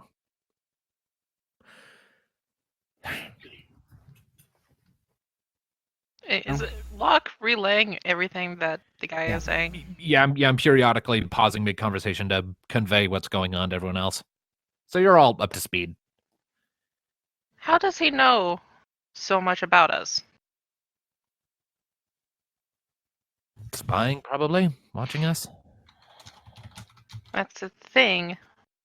How long have you been watching us? This is back in Awakened Mind. I was sent upon your camp. Whatever would I'm sucking for time from brain. So at the time in which he says lines up with when he took Cad's hammer. Hmm. And You've been on our then tail for a while. And then yes, he but was- he also was he basically has been watching you since when he ran off. You guys didn't let him go. He took one trip back to Caverton to relay what information he had, and then he came back. So that's fine. But I'm still trying to figure out how does he know that we all did bad things? the one that said we all have bad things was Oak. Ah. This is Sorry. why we do voices, alright? I said that Oak said it. I just didn't articulate it well enough. I didn't Yeah, pick we up must. the. I must have missed that then. Yeah. We're kind of in a rut here, trying to figure out what the hell we want to do with this guy. Yeah. Well, what is the worst thing that happens if we do release him? He goes to Worse tell his than- boss, and his boss prepares. And then when we go to deal with him, which I would very much like to do, he's caused me and my friends no small amount of trouble in the past. I mean, I want to get even and put that threat out of this world, if at all possible. So when he's gagged, he's not able to blink around, right? No. And Not conventionally, but if he has enough time, considering what he told me over my awakened mind, I imagine he'll probably have the capacity to do it anyway. Mm-hmm. I mean, if I stay close enough, I might be able to stop him, but there's no guarantee I'd be able to catch it in time, and I can only do that twice a day. Right. so it's maybe a little bit of a stretch, but when we left Caverton the last time, we ended up in your mom's house. Yes. If he was bound and gagged and possibly unconscious and went through a portal and ended up in her house with a note from you to your mom, would she be able to detain him somehow? I don't know I don't know for sure. I know she's more powerful with magic than I am, but the specific school I'm not as... If only we had that Informed. collar. That's sort of what I was thinking too. Yeah. But Should've I was kept it. thinking at the very least, his goal is to get back to Caverton, and we're right outside. If we knocked him unconscious and we could get back to that guy that helped us before, It would be a challenge, and we'd have to make sure the guy stayed unconscious and no one noticed him, or you, as yourself, for that matter. what I was thinking was if we dropped him through and he popped out in your mom's house, at the very least, that would give us more time before he could make his way all the way back here to report in. And he doesn't seem to prefer fighting. He seems to prefer fleeing. So he might get here much faster than someone else, but that would at least set him back a pretty sizable distance. Days of journey, I would assume. Huh.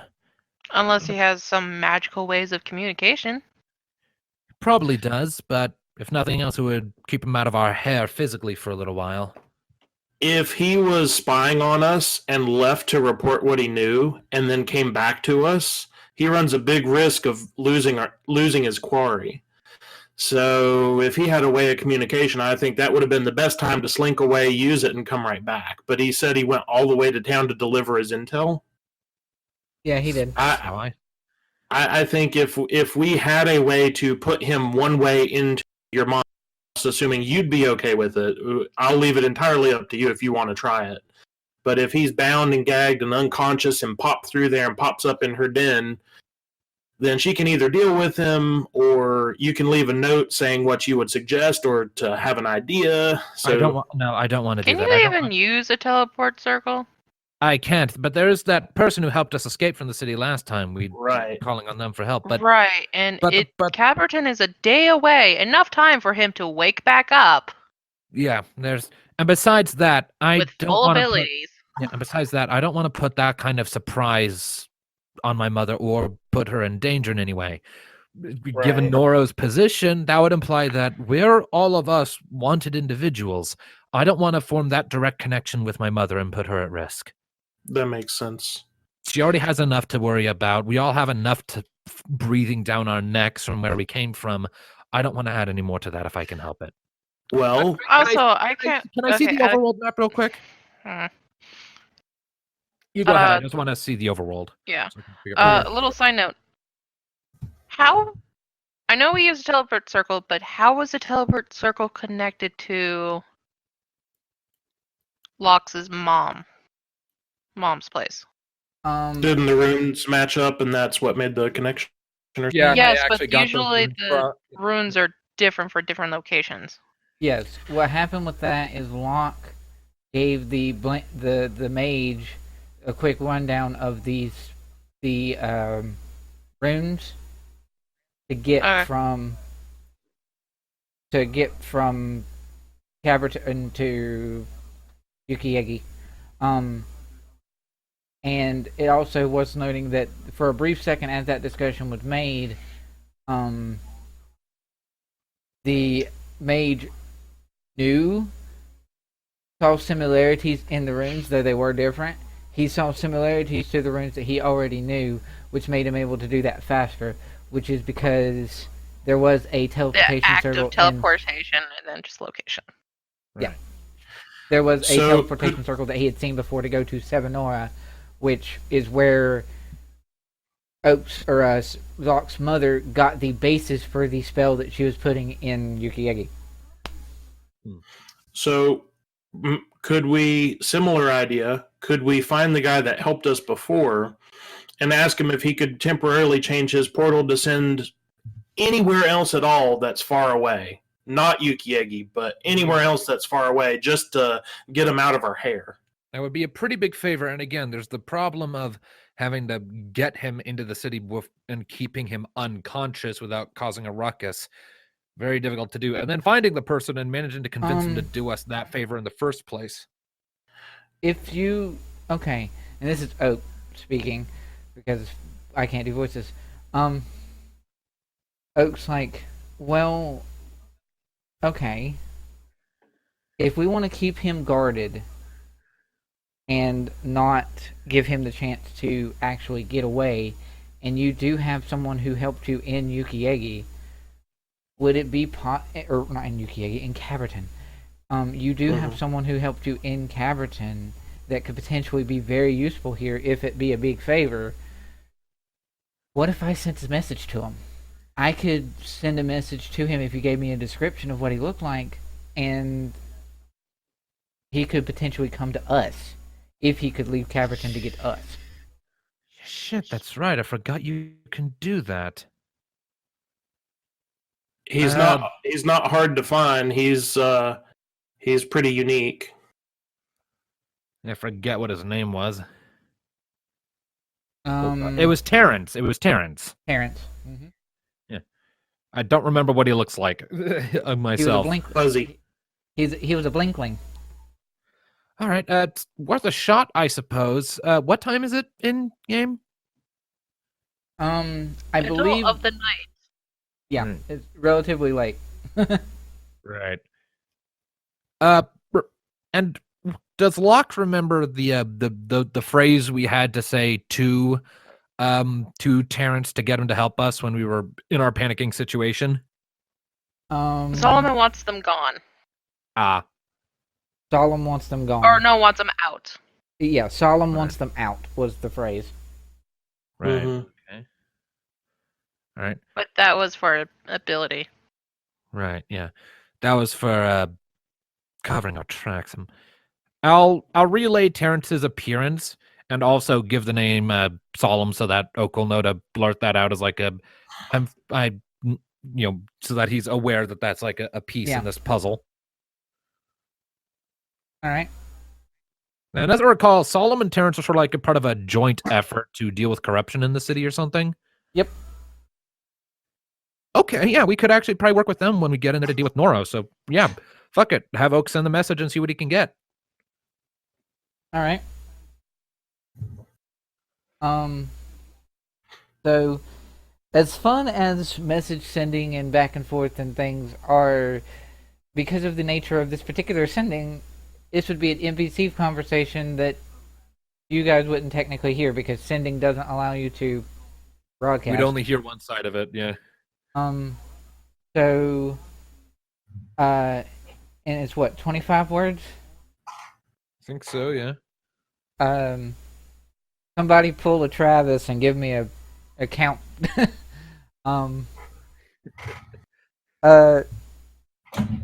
But Oak is like, you told him all the specifics for Terrence's thing. Yeah. And I told him about Solemn as like the sort of Batman middleman of the situation. Right. Terrence, you don't know me. I'm with. Oh dear God! What is that? I'm making tally marks. Solemn wants them gone. We have information on Noro. And then if you have 9 words left, you could say, "Can you please meet us outside the city tonight?" Yes, that. Because Oak is more comprehensive of that than I am. So. Okay. All right. We can return to camp, I think. Which would be on the road itself. All right. So there's a brief pause as Oak gets the response from that. And then Oak is, okay, so he can come out to meet us. It will take a little bit longer. It'll take him roughly a day, he said, to get out here. But he could meet us out here. And I would assume that would mean day for him to get his things in order, and then we're a day's out of Caverton, so 2 days. If we could figure out something to do with our little captive here in that time, I suppose. But he was willing to come out here and meet us. All right. Well, a person can survive a day without food, but they will feel tired and lethargic. Yep. All right. Here's my question. We do have horses, yes? Or did we not bring those? What? I don't remember a moment when you had horses. No, we never had horses. Oh. Well, that's disgruntling. Because I was about to say, I was about to ask, like, assuming we had mounts of some description. Oh shit, I have CAD. Yeah, because I only need a short rest to get my spell slots back. So what we could do is CAD can carry the mage guy. I can ride on CAD's shoulders. And since I'm not doing any movement, I'm just sitting there. I'm getting a short rest every single hour, meaning I'm constantly getting my spell slots back, meaning I'm constantly getting counter spells back, meaning I can block this guy so long as he can't use his dimension door more than twice a day. And if he's not allowed to get restful rest, like we keep poking him and we keep him awake. Then that's sort of what I was thinking. Anyway. Okay, yeah, that works. All right, I like this idea. Finally, we figured something out. And you don't have to ungag him to feed him because he can go 1 day without eating. It won't hurt him. All right. Yeah, I like that. He'll feel like crap, but he should be fine. Well, I mean, he gets what's coming to him. He's been spying on us for like weeks. So, what comes around goes around, bucko. So to if you do the awakened mind thing to him at any point during this time, profanity? No, actually, he is singing. He is actually singing in his head some sort of a hymn based off of that person, and the way you would say that name is. Because I do have a pronunciation, because this is an actual name. Brandabaris? Brandabaris. I have no idea who that is. Roll religion. Okay, religion. That's a 14.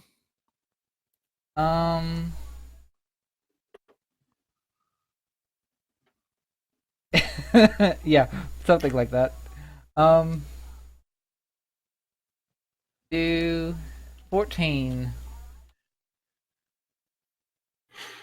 Brandabarus is a you do know a little bit about him. He is a halfling based deity. And he is basically a halfling trickster. He's all about He's gonna try to get some god shit going.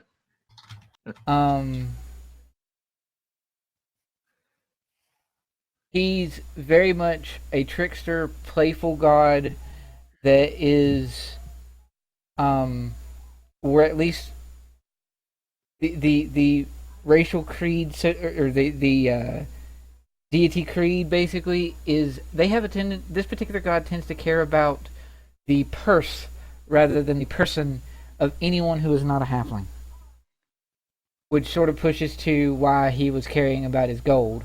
Most people who follow this particular deity are halflings that love their money. All right. Well, then if he's singing a little hymn, then what I'm going to do is I'm going to start interrupting him as much as I can by counter-singing in my head with Awakened Mind a song about a king bravely saying no before walking past a dragon's dead. Caw! Little throwback for you, ladies and gents. Hope you're happy. Does Locke know that one, though? I'm saying he does, for the sake of the joke. Actually, we did. I think we. Well, you guys, we established that you didn't go in there. He didn't choose to sit in the tavern on a particular story, so he would have gotten a different story. Silver would know, but he wouldn't. Yeah, but you heard it from somewhere else because Keep going, caca! because Wesley was all over the place. So yeah, and he was repeated. We heard it back in Seven, or maybe even in that little river town he spent some time in, so he knows it, and he's singing it, not even singing it well. He's being deliberately as broken and off key and lacking melody as possible, just to annoy and distract this guy from singing his hymn. It's mean. It's mean, but it keeps having to deal with divine intervention. Right. All right. So, does he seem annoyed by this? He does get very annoyed by this, and he stops his hymn singing, just to see if that'll shut you up. I keep going for about 10 seconds, and then slowly and gradually tapered off, all giving him just the biggest shit-eating grin I possibly can. And if he starts trying to do it again, I will resume interrupting him. I'm just gonna keep him stalemated like that. Well, this would be a very interesting and fun night for you to keep that potential element going. However, no one else would hear it because telepathic. Yeah, it's probably for the best, because I'm deliberately making it as irritating as I can. Alright. So, does everyone else get rest? Or how do you split up the watches and things to keep him occupied? I guess just normal.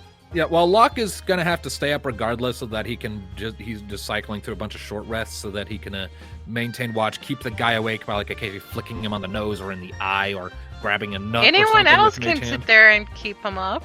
But also so that true enough, but it's fair enough. I'll take my watch first, if nothing else, just in case he tries anything. I'll have a counter spell ready. Okay. And so I can just relentlessly annoy him. And you can do counterspell, yes? I can after I've had a short rest. I'm out of spell slots at the moment, but after an hour of just sitting there keeping watch, I'll have those back. Okay. I'm going to do a thing. Uh-oh. Because he is going to try to get away multiple times. But your counterspell is going to go through and keep that from being a thing. But, just for sake of interesting, boop. Boop. I'm going to do this at least 5 times because he's going to keep trying. 2, 3, 4, 5. Okay. Alrighty then. Yeah. So, it would have been fun if he rolled a 1. Anyway, That's so. yeah. How do you think he has been luck? He's a wild mage. Ah. Okay. And if his wild mage would have done a wild magic surge, I think it makes sense that counterspell wouldn't break that. It wouldn't break the wild magic surge. It would break the spell, but not the surge. Bingo. Oh no. Yeah. And who knows what could happen? He could reincarnate one of us as a dwarf or something. Fun fact, Unfortunately, it actually happened in a family game once. Have I told that story? no, but that's fine. Yeah, Um, not I'll now. tell later. Later. All right. So eventually, you guys can keep up and keep watch, and really there's no one that comes out here to try to help him. Although, yeah.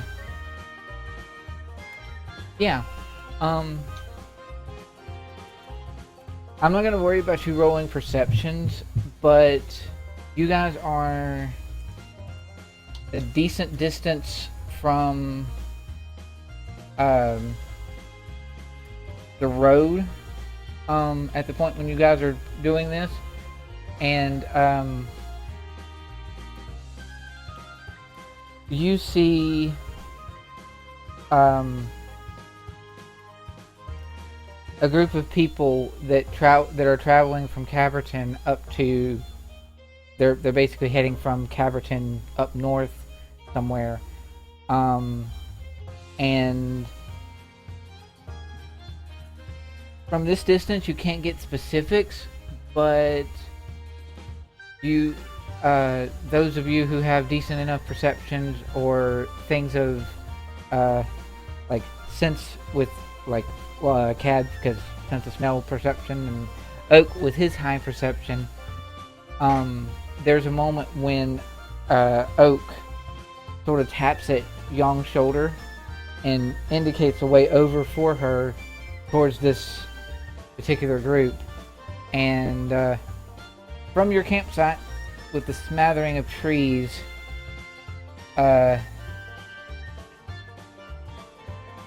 Oak and Young just sort of,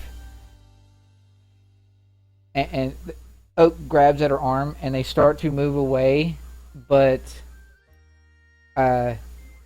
before they get out of earshot and out of distance for you guys, he turns to Locke and like, we are not running off, but if those people that are in that little group over there are who we think we are, we don't necessarily want them to see us right now. Okay, go on. So, Wait, are we all awake still? Apparently. well, I was putting this like in betwixt other watches and things. Perhaps when Oak and Young were watching, Oak was watching and caught it and woke up Young, and the two of them went off to the side, and it was perhaps just Locke. Yeah, it was perhaps just before Locke was going to get his watch. Although Locke was mostly awake the whole time because he was just doing short rests to keep Bozo. To keep Bozo in check, yep. Which so I yeah, bet that was pissing him off all the time. So yeah, Cad and Silver would be asleep at this point. And then they disappear amongst the trees for the moment. Okay.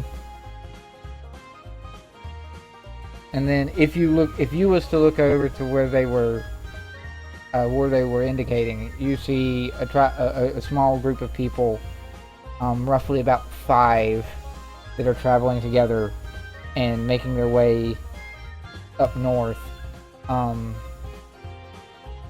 And give me a perception check, Locke. Oh, great. Something I have no bonuses in most of the time. Ugh. Yeah, it's just a straight roll. That's a 3. Okay, yeah. So you don't necessarily see anything of interest about them other than 2 of the individuals in that particular group seem to be of a more above average stature, in sense that they're bigger built. Keep an eye on them, but try to just look like a regular person just enjoying their campfire for the night. Yeah. Okay.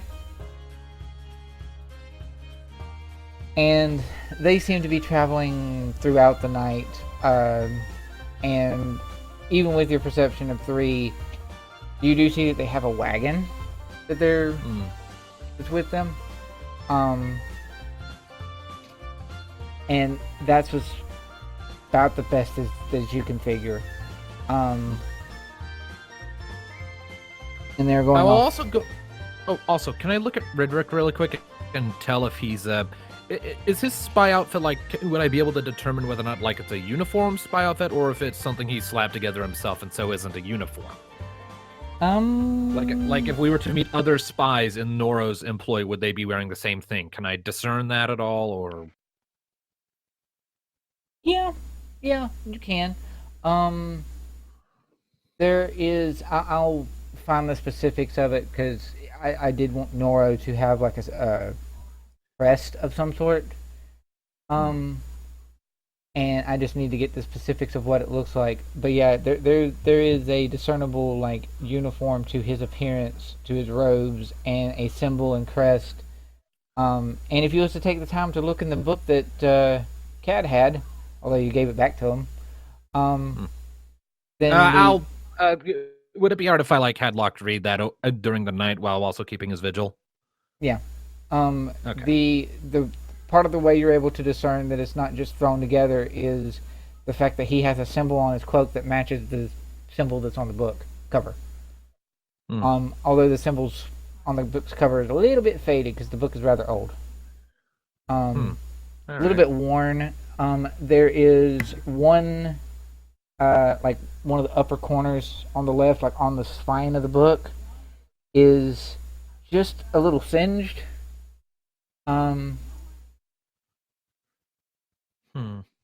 And yeah, if you was to look through it. Well, before that, can I tell whether or not the people in the wagon are coming closer to the campsite I'm in specifically, or are they just passing by? They're keeping mostly to the road, it seems. All right. Well,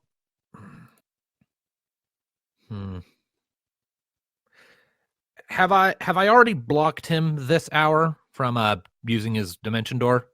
Yes. Will I still have a spell slot at this point?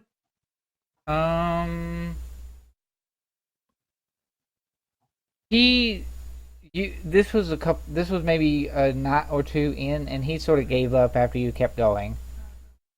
All right. Or at least he appeared to. You have a spell slot available to you, yes.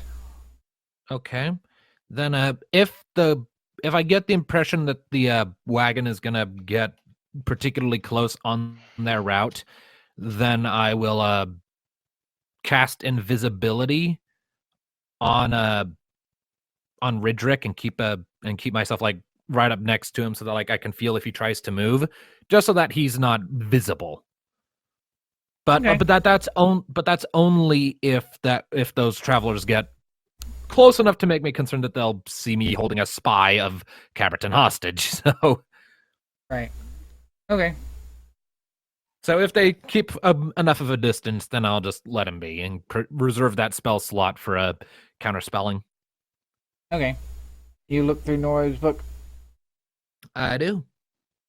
Nora's book is sort of, and you have, what languages do you have?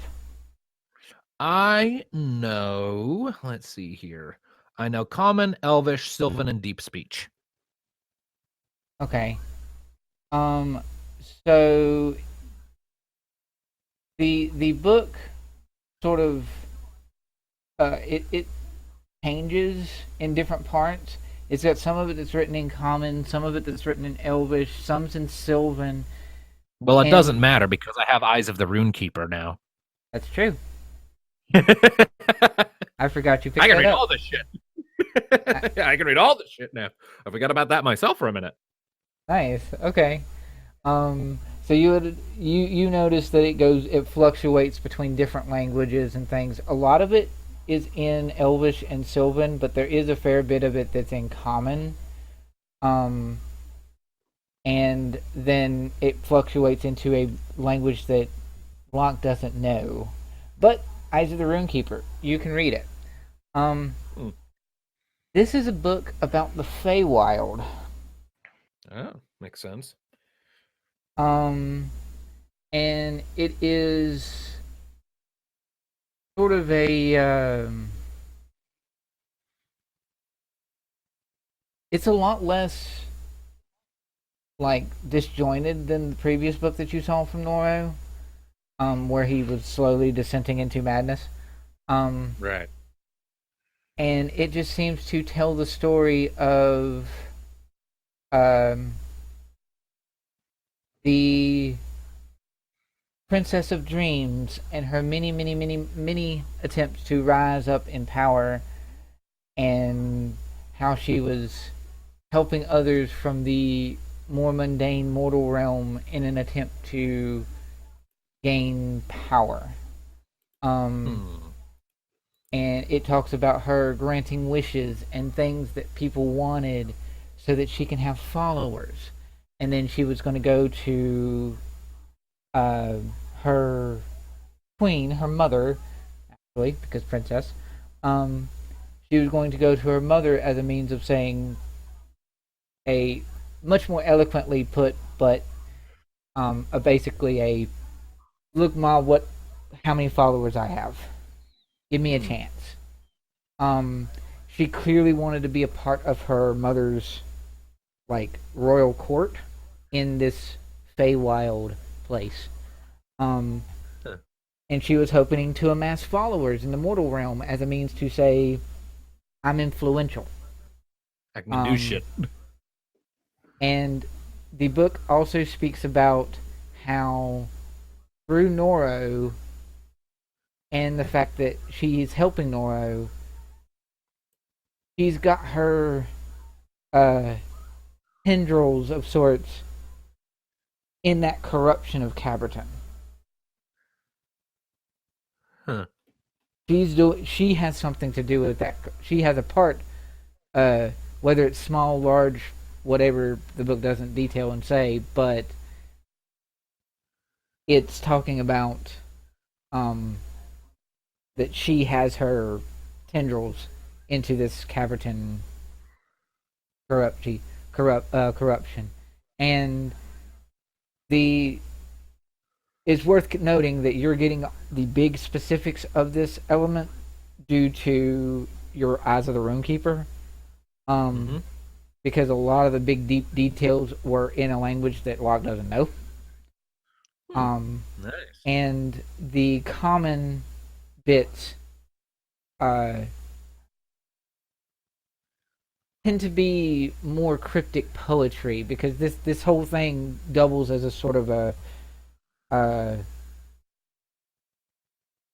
it's almost like a weird Bible, in the sense that it talks about stories, it talks about creeds and proverbs and cryptic poetry and all this weird details, but due to the very nature of Eyes of the Runekeeper, which I absolutely adore, Eyes of the Runekeeper specifically says that you can understand writing. Yep. And because of Eyes of the Runekeeper, you're able to get this info because you sift through all of the cryptic details and cryptic poetry. You basically get the meaning of the poetry because of Eyes of the Runekeeper. Nice. I mean, if I just figured it meant I could read it, not necessarily make heads or tails of it if it was written by a gibbering lunatic. But all right, I'll take it. But see, here's the thing.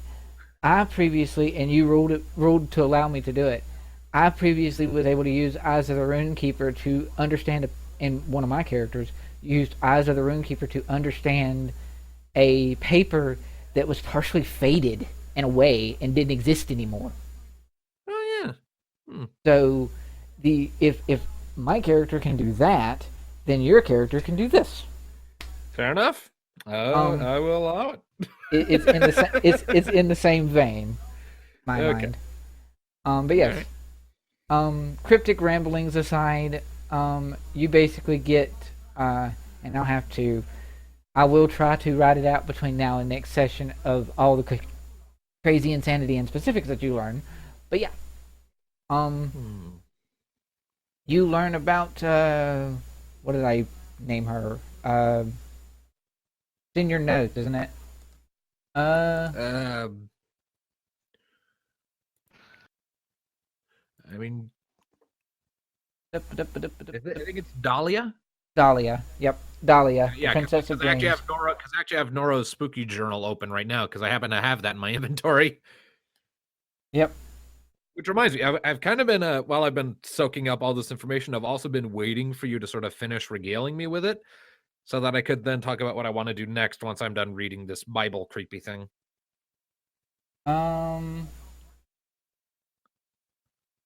I gave you a Google Doc. Was I going to put more on it? Never did. I don't know. That's where I got the name Dahlia from. And we'll work on that. The Google Doc is what I read. We'll work on that. But yeah, Right. you get a lot of fun specifics, and then it's probably closer to Silver's watch. Right. Okay. Oh, and though the wagon did not come toward you throughout that whole ordeal, there was a moment that the wagon stopped, and due to the nature of Locke's like paranoia cowardice that he had a lot of the times when he was by himself, Yeah. you got the impression that they were looking towards you, but they never approached. Right. And then by the time you're done looking through the book and things like that, they have started to move on towards the north. All right. Can I do one other thing before I pass my shift on? Okay. I would like to, over Awakened Mind, read aloud, so to speak, through Awakened Mind to Ridrick, Noro's old journal where we're like describing his gradual descent into insanity. Make it so boring. I'm not necessarily trying to make it boring. I'm trying to subtly persuade him by showing him that his boss is not someone worth working for. By reading his words. If I can do it, I'm even going to read it in Noro's voice as I recall it. Just to really nail the message home that your boss is not someone to work for. I'm not going to say anything else other than what's written in the pages. I'm just reading it off. Okay. And then when I'm done reading out the noteworthy entries that you sent me, I'll put the book away, go wake up Silver, and allow her to begin her watch. Just for sake of putting it out there in like audio stuff, read some of that. And I also have no idea what Noro's voice sounds like. Oh, that's fine. Just potential insane man voice, something, I don't know. Could you highlight the relevant entries for me just so I can do this effectively? Slightly manic, like you're proving a point and about to prove everyone right and prove yourself right. You could do let's see. Just like select them and hit the comment button and then just hit OK so that they'll be highlighted in big yellow for me. I would like you to do this one. That one specifically? Yep. Okay. Any others? Since we're pushing for time a little bit on your end, I'll say just that one. All right. What race was Noro again? Oh, it was Furbog. Okay, I'll go for sort of a deeper voice then. I saw Valana today. She was beautiful as always, using that awesome magic of hers to help clean up the forest after the storm last night. I tried to get her attention and help, and only really was able to summon a weird pixie instead of really doing much. The pixie said I could call her whatever I wanted, and that she would come to my aid whenever I call. I decided to go with Pepper. She had speckles on her wings, okay?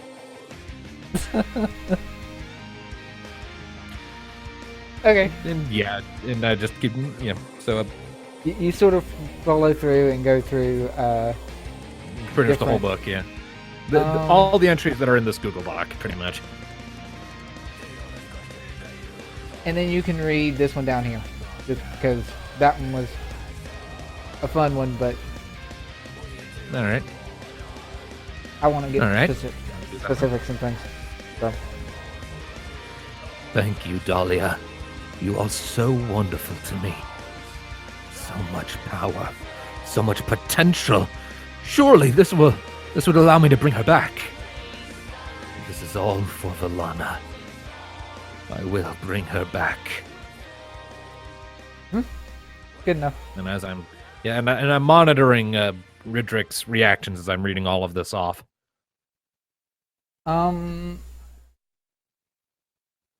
He's he listens to it. Okay, he doesn't have much of a choice anyway. And then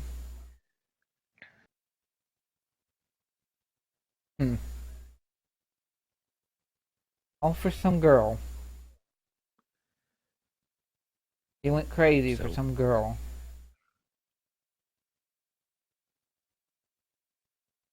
Make of it what you will. Right. He's very much under the impression that, yeah, he's not going to. He's not going to work for Noro anymore, quite probably, but he's not going to expose Noro either, because it's exposing Noro would put him at risk. But he honestly, just making sure Noro had one fewer pieces on the board was kind of my goal. Yep. So you got that part.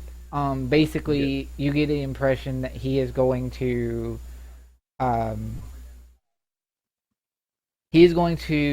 report what he can, when he can, if he can, and then is going to resign from working with Noro, just of his own accord. He's just going to finish up with that job and then not have to deal with it anymore. At least that's his hope. All right. I will file that information away so that I can vouch for that intention later. So when I spent like the last several hours just sitting with the guy, I imagine at least some sort of holding an awakened mind link with him the whole time. So yeah, when he wasn't singing, you got some camaraderie to him. I wouldn't necessarily say he's a good person per se. He's very much neutral on that scale. But he's not. He does have his values. Yeah, he's not some dark evil person or anything like that. The entire reason that the whole I will speak out about Noro, and the reason he's not was the reason that whole thing was a lie was because he was only trying to save his own skin. Right. He wanted out of that, and he's the only reason he does not want to throw Noro under the bus is because he understands and fears Noro's political power. Right. So, which, in retrospect, means it's probably a good thing we didn't kill him outright when we found him in that cave. That would have been a bad thing for us. Yep. Large-scale political repercussions. Yep. You gotta handle this situation with a degree of tact. Makes me almost happy Riven isn't here, but at the same time, I miss Riven. Aw. What can I say? Locke thinks of Riven as a friend, so, Yeah. Alright. So, since we have appeased that he is not going to run off, and not going to leave. Due to Locke being a much less stout individual, Yeah, he's a twig. I think it's reasonable to say that in your camaraderie between him in talking to Rickwick, he's not going to run off, and you don't necessarily trust him, but Oh, definitely not. but at the same time, once your friends are awake and you are ready to, discuss things with Terrence when he gets there, I believe that Locke is probably going to crash. Yeah. Once we've had the conversation with Terrence, Locke's just gonna. He can fall asleep Get on some- Cad's shoulders of all things. Probably. I can carry you around for a day. It's okay. So Silver, you then wake up Silver. Mm-hmm. Silver, make for me a perception check. Oh boy.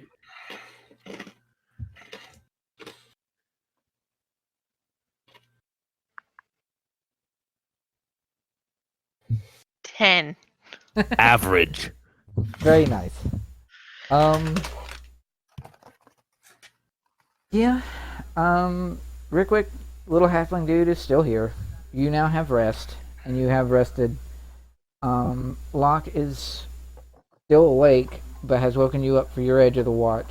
Cat is asleep nearby. You do not see Oak and Yong at the moment. Where's the other two? There was a group with a wagon passing by, and Oak and Yong told me that they didn't want to be seen by them. I assume they knew each other, and so they shuffled off to hide somewhere nearby. They gave me their assurances they weren't running off, which, I don't imagine they do. They would do that. That's more my thing, and more Riffin's thing. Mm-hmm. Bottom line is, annoying as those two can be sometimes when they don't think things through, I trust that they're close by. Okay. And do you indicate where the wagon was that that you mentioned? Yeah, I gesture and indicate the direction. And she looks over that way. Yeah, with the 10 Not now, perception, but- with the 10 perception and looking that way, you see the road, and way off in the distance, because it's traveled a little bit, you see a little tiny speck that could very well be, perhaps, maybe, a wagon. Hmm. And it's heading north, back up towards the likes of Rydell and whatnot. Okay. And so yeah, you have your watch, you have your little halfling dude. After she a little, keeps poking him. after a little bit, Oak and Yong come back, sort of reappear from the trees, and then two of them just see that the caravan, the little wagon has been a good ways off, and then Oak sort of just slumps on the ground to get some rest himself.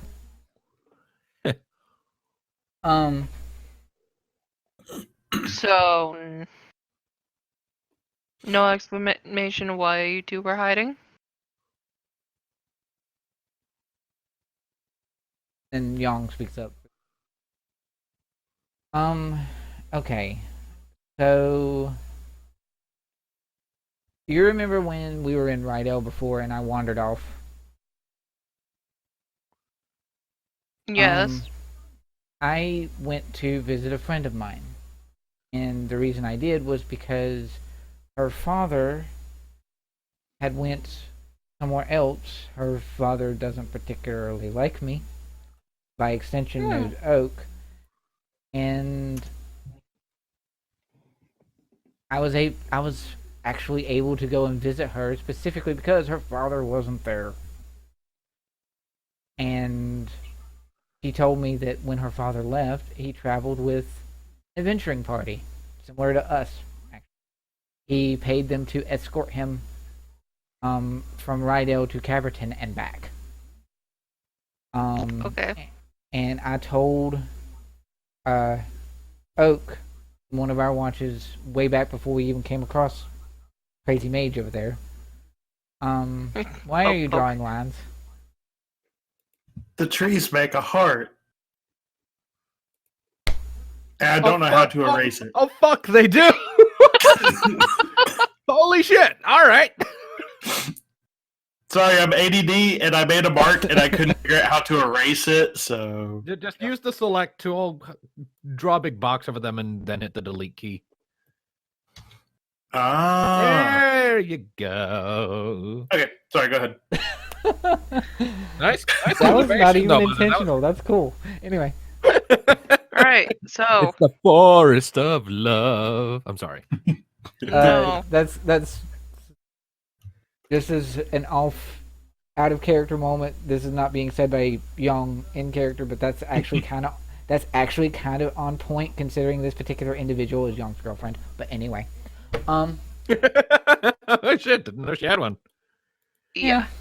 she does. So- Or at least she wishes it is, because of father it's not official in any way, but whatever. Anyway, so, blah, blah, blah. Young's like, okay, that was when we were on watch together as we were traveling towards Caverton before we came across him. I let Cad know, or not Cad, I let Oak know, because Oak, holy crap, Oak's perception and being able to spot things from a distance, he's much better at that than me. So I gave him a description of who this adventuring party was, just in case we came across them on our trip to Caverton, and that wagon was them. So me and Oak went off to the side to hide, just in case that wagon came to investigate over here, and that way he actually is going to give a name. Gladek. She says that with a sneer because she does not like him. Gladek. Not even gonna try. Yeah. I didn't want to run the risk that Gladek would know I was even out here traveling around. If he saw me traveling around with an adventuring party, he wouldn't think perhaps I'd get a chance to go to Rydell and then see her. So it was just a precautionary measure. Okay. But I'm glad he didn't come down this way, or they didn't come down this way. But Who knows? Maybe they did. don't know if any of them have the ability to cast invisibility, so might be right. Exactly. Yeah. There was apparently someone that she talked about that was like very magic-y and whatnot. That I was I didn't want to I didn't want to let her know because she was just worried about me in that case. But the person that she described sort of reminded me of Terrence a little bit, because it was like this tiny little halfling guy with a furry tail. I don't know. Maybe there's more than one of those blinklings running around. Maybe. Who knows? Anyway, I'm gonna get some rest myself. Yeah. Just, I guess, keep him occupied. Poke. And when you are poking at him, he's just sort of still sitting there tied up and sort of rocking side to side as if he's singing something in his head that he can sing now because he's asleep. Yeah, the thing is, Silver is like sitting there doing all the different kinds of poke, like a poke towards his head that's just really slow, doing it a couple of times over, and then like all of a sudden she does this rapid speed of poking. Yeah. Yeah, Alright. she's just trying to And- be as annoying as possible. You're succeeding. Not good. And then your watch goes through, and then we have a moment for Cad to keep watching, see how his interaction with little Ricklick goes, and then Terrence will show up afterwards. Okay, so I am trying to keep Rickwick awake. Yes. Patty cake. So I'm He's keeping tied up. watch. Make her smash! Well, I'm not wanting to wake everyone up. Beat So me the cake as fast as you can. I love Napa. Yes. if I was to get up and, for example, walk over here, he can't just get up and walk away or do anything because we're not having to strain him ourselves. Right. No, because he's tied up. So I'm going to get up and I'm going to walk over. Let me scroll my map just a little bit. That tree's too far away. So I'm going to get up and walk over behind this tree. So I'm just out of sight from him. And I'm going to come out from around the tree dressed exactly like Silver. Just to see what his reaction would be. Oh, Since she's sleeping under the tree. I would walk where, of course, he could see me, whichever way he was propped or whatever. Facing the fireplace. Silver is facing the fire pit. But Silver's asleep now because it's She my is. watch. Yeah. Yeah. But I'm saying whichever way that Mr. Dude is propped up facing because he's sort of not able to move around a whole lot, that's the idea. I would walk in front of him looking like Silver. Because you're hat of transformation. Right. But I walk behind the tree to transform, so I'm just curious how he would react to this. Visually, because, not everyone can read thoughts. He sort of looks and blinks and shakes his, tries to shake his head. Well, shakes his head as best he can out of confusion and that he's tied up. And then I point at Silver, and then I point at myself, and I look absolutely terrified, and I run behind the tree, and then I come walking out, and I look like Locke. I mean, it should serve to entertain and distract both of us.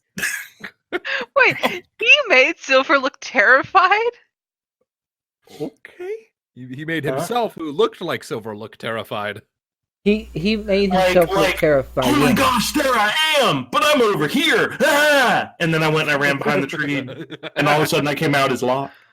Oh god, what are you Okay, because I was gonna be like, if you made Silver look like she was scared or something, if she ever finds out. All right. The world may never know. He seems vaguely amused by this, and after a moment, he realizes exactly what's going on. And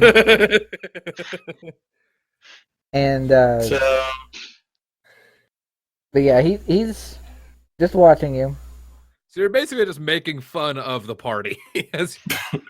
No, I don't want to wake everyone up, so I can't really voice things, but I can show him things. But you're like through physical you are physically making fun of us through your movements, like slapstick comedy in a silent black and white movie.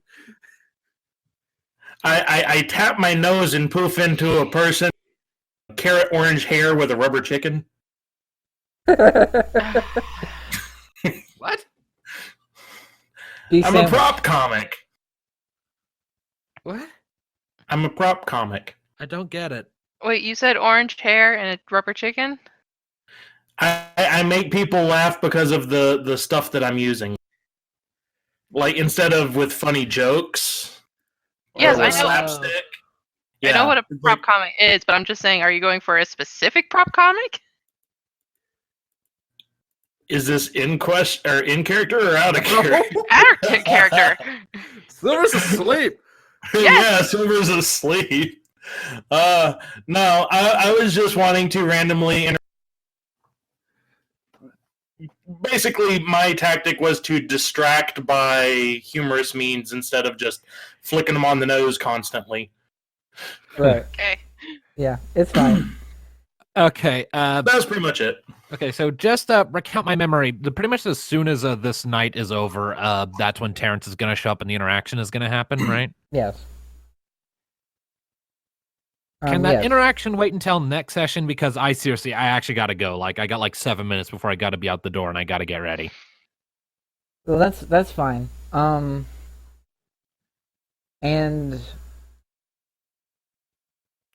if everyone else here is okay with that, I am okay with that. It's fine with me. Yeah. It's sort of a short session, but me and Sam and Kenneth can yap for another couple hours or so, just out of game and whatnot while you're gone. If they want to still hang out for a bit. Yee. But yeah, All right. we can Thanks end for, it here, thanks and for I that can bring convenience, Terrence guys. in. Mm-hmm. This has been Shadows of Gradiriel. Kenneth did the intro. Brian's not here. Sam. I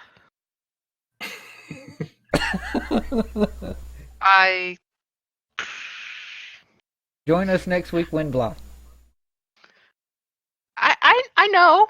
I know how this goes. We've been doing this for how many episodes now? Like 20? 3. Oh. It's been more than 20. This would technically be the 20th episode. However, you've been in sessions with me where I've done this sort of thing way more than that. So. Oh, right. So I guess I'm just used to it. Where I can't numbers. And when can Silver poke something? With her sword. Haha. Yes. I have no clue how to do this. How to end this. Well, it's fine. Join us next week when Terrence comes along, and I'm actually surprised that you guys came up with that idea. It's going to be interesting to bring Terrence into this whole little thing.